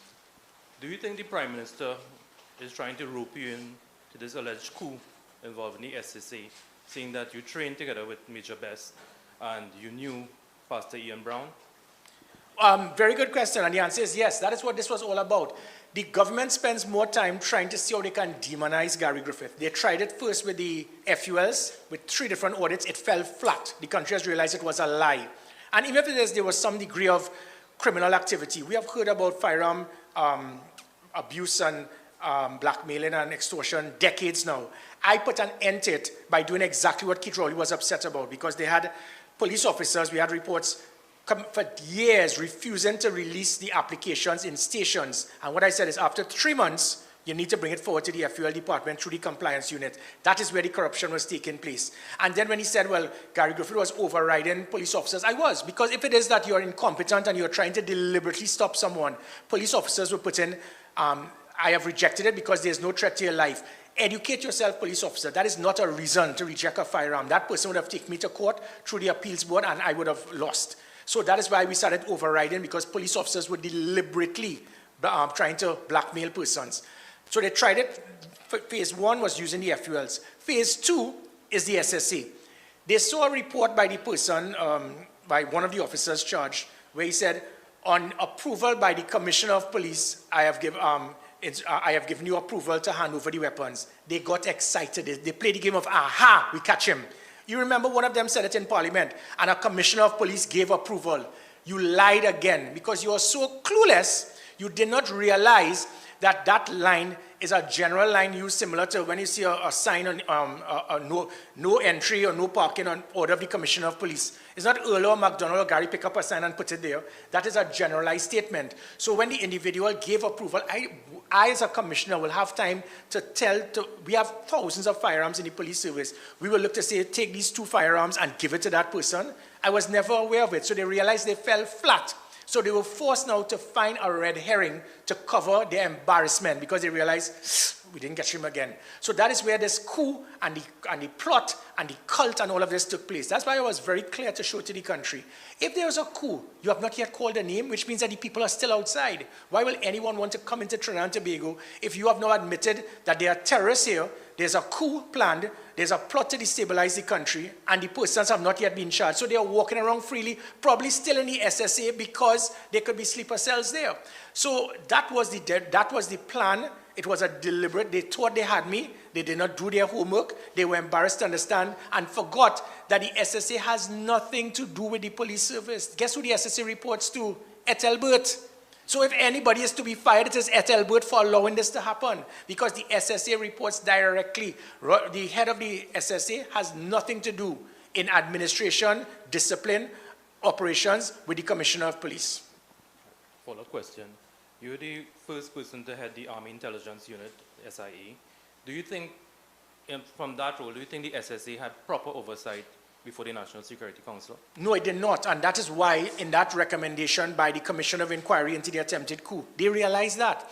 They realized that if one body could become corrupt or could be used as an avenue to overthrow a government, we need to make sure there are checks and balances. So Keith Rowley deliberately dismissed the recommendation of the attempted coups Commission of Inquiry to prevent a repeat of this. Because when I formed the National Operations Center, I adhered to the Commission of Inquiry's recommendation. We formed the NOC. If persons do not understand what the NOC is, if you all remember that movie, London Has Fallen, when the commissioner said, "Good morning, London," that is an NOC. You have all the cameras that is being fed and is being seen by the representatives of the prisons, the fire, the customs, the immigration, the Ministry of Work, the police, the army, the Coast Guard. That is what was supposed to be done. They threw out everyone. They kicked them out like dogs and took the NOC and said, "SSA, you take full control." And they are the cause of this. So if the SSA has full control, sometimes absolute power corrupts. And I'm not saying that it did happen. But my point being is, had it stayed how it was supposed to have been, as recommended by the Commission of Inquiry into the attempted coup, the Army Intelligence, the Defense Force Intelligence, of which I was in charge of, we would have had representation there. The Special Branch would have been in there. They would have seen what was going on. It would not have reached to this point that our country is now facing international embarrassment because it is perceived that they are cult persons, they are coup persons, they are persons who intend to destabilize the country, walking around willy-nilly because you have not charged anyone. And had you stayed with what was done, this would not have happened. Two final questions. How important is the SSA in terms of a tool in the fight against crime? It is critical, very critical, because what I did was what is known as predictive policing, intelligence-driven policing. We speak a lot about detection rate. If you look at Chicago and other countries where there are gang-related murders, detection rate is very hard. If you have a drive-by shooting, no one will say anything. So intelligence-driven policing is what will allow the crime not to take place. That is why under my watch, it was the highest reduction in violent crime in 17 years. Through the Special Operation Response Team, they had their own elite intelligence unit, and from that they would be getting information. There's a vehicle so with 4 automatic weapons about to take out this prison officer at his home. Bam, interception, bam, we deal with them. And one shot, one kill too. And that is how we dealt with the criminal elements. We do it to them before they do it to us within the law. So the SSA is a critical avenue to provide intelligence for intelligence-driven policing. There must be proper coordination. But now you have put somebody in charge of the SSA, and nothing against the individual, because I trained with him, I worked with him, I replaced him when he was AD card to the president. He's probably one of the most brilliant men that I have worked with. But the man has never been involved in any aspect of intelligence in his training, the whole history of him in the Defense Force. He's the Rishmi Ramnarayan of the Trinidad and Tobago Defense Force. So you're attacking Rishmi, but what is his training, qualification, knowledge, and experience in intelligence gathering? None.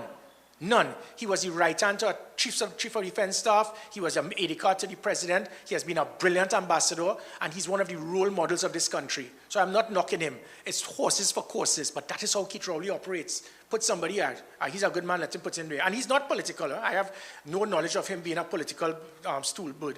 But the fact of the matter is you don't put horses for courses, and that avenue of the SSA is critical. It is similar to Trinidad and Tobago to the CIA. And guess what? The CIA, they have weapons. Because when the SSA has to go in volatile situations, 2 o'clock in the morning in a hotspot area, they must have weapons. SSA always had weapons. They had it before Roger Best. They had it from the persons who were in charge of the SSA, SIA, all the way back. And it has always been like that.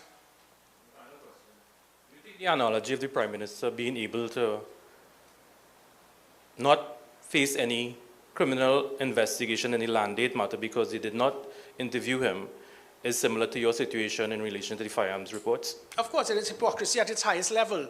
Do so and like so.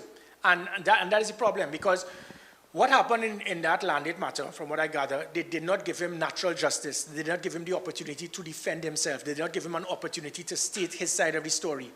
You did the same thing with me, with your 3 audits, but that is okay.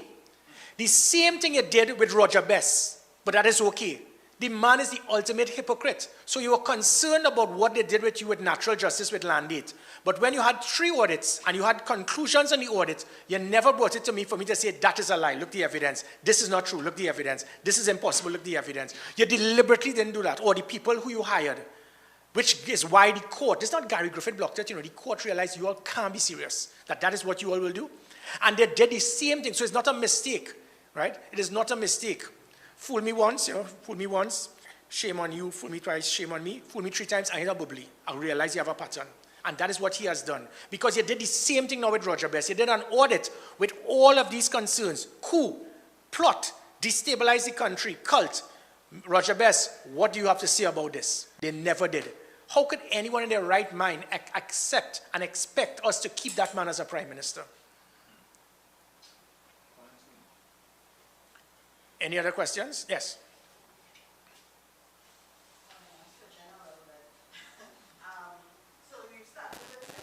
And that is your aim for the next general election. Is that the only constituency you'll be working on, or do you have other people going for other? No, not at all. As a political party, obviously the intention will be for all 41 seats. And as it goes along, we will decide. As I have mentioned, in the next couple of weeks, we will also be setting up an office in San Fernando West. So some of the seats we have priorities so far that we've been doing. We have candidates and interviews are going on very strongly. We have a number of persons who have asked to be candidates of this great party. We're looking at the 3 Diego Martin so far, definitely. Samoa Barataria, St. Joseph, Tunapuna, Lupino Bonnier, La Joquita Talparo, Sangre Grande, San Fernando West.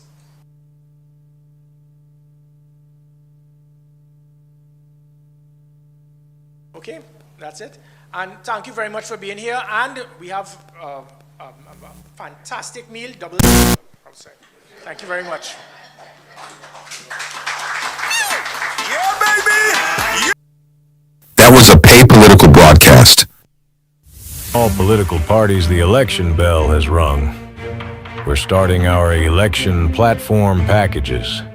Do you want to hear your political speeches, meetings on our network? Email us at HODPnetwork.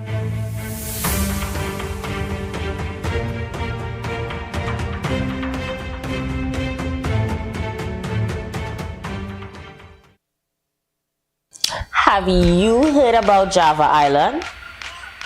If you have not heard about Java Island, then I don't know what island you living on. It's your girl Aisha Wells, and you guys have been doing an awesome job with Hot Off the Press. You've been following all our content, you've been interactive, and I really appreciate that. But here's what I need all you to do. I need you to go to YouTube right now and search Hot Off the capital D Press and click the notification bell, like and subscribe, and tell your friends to be part of what's happening. You don't want to miss what's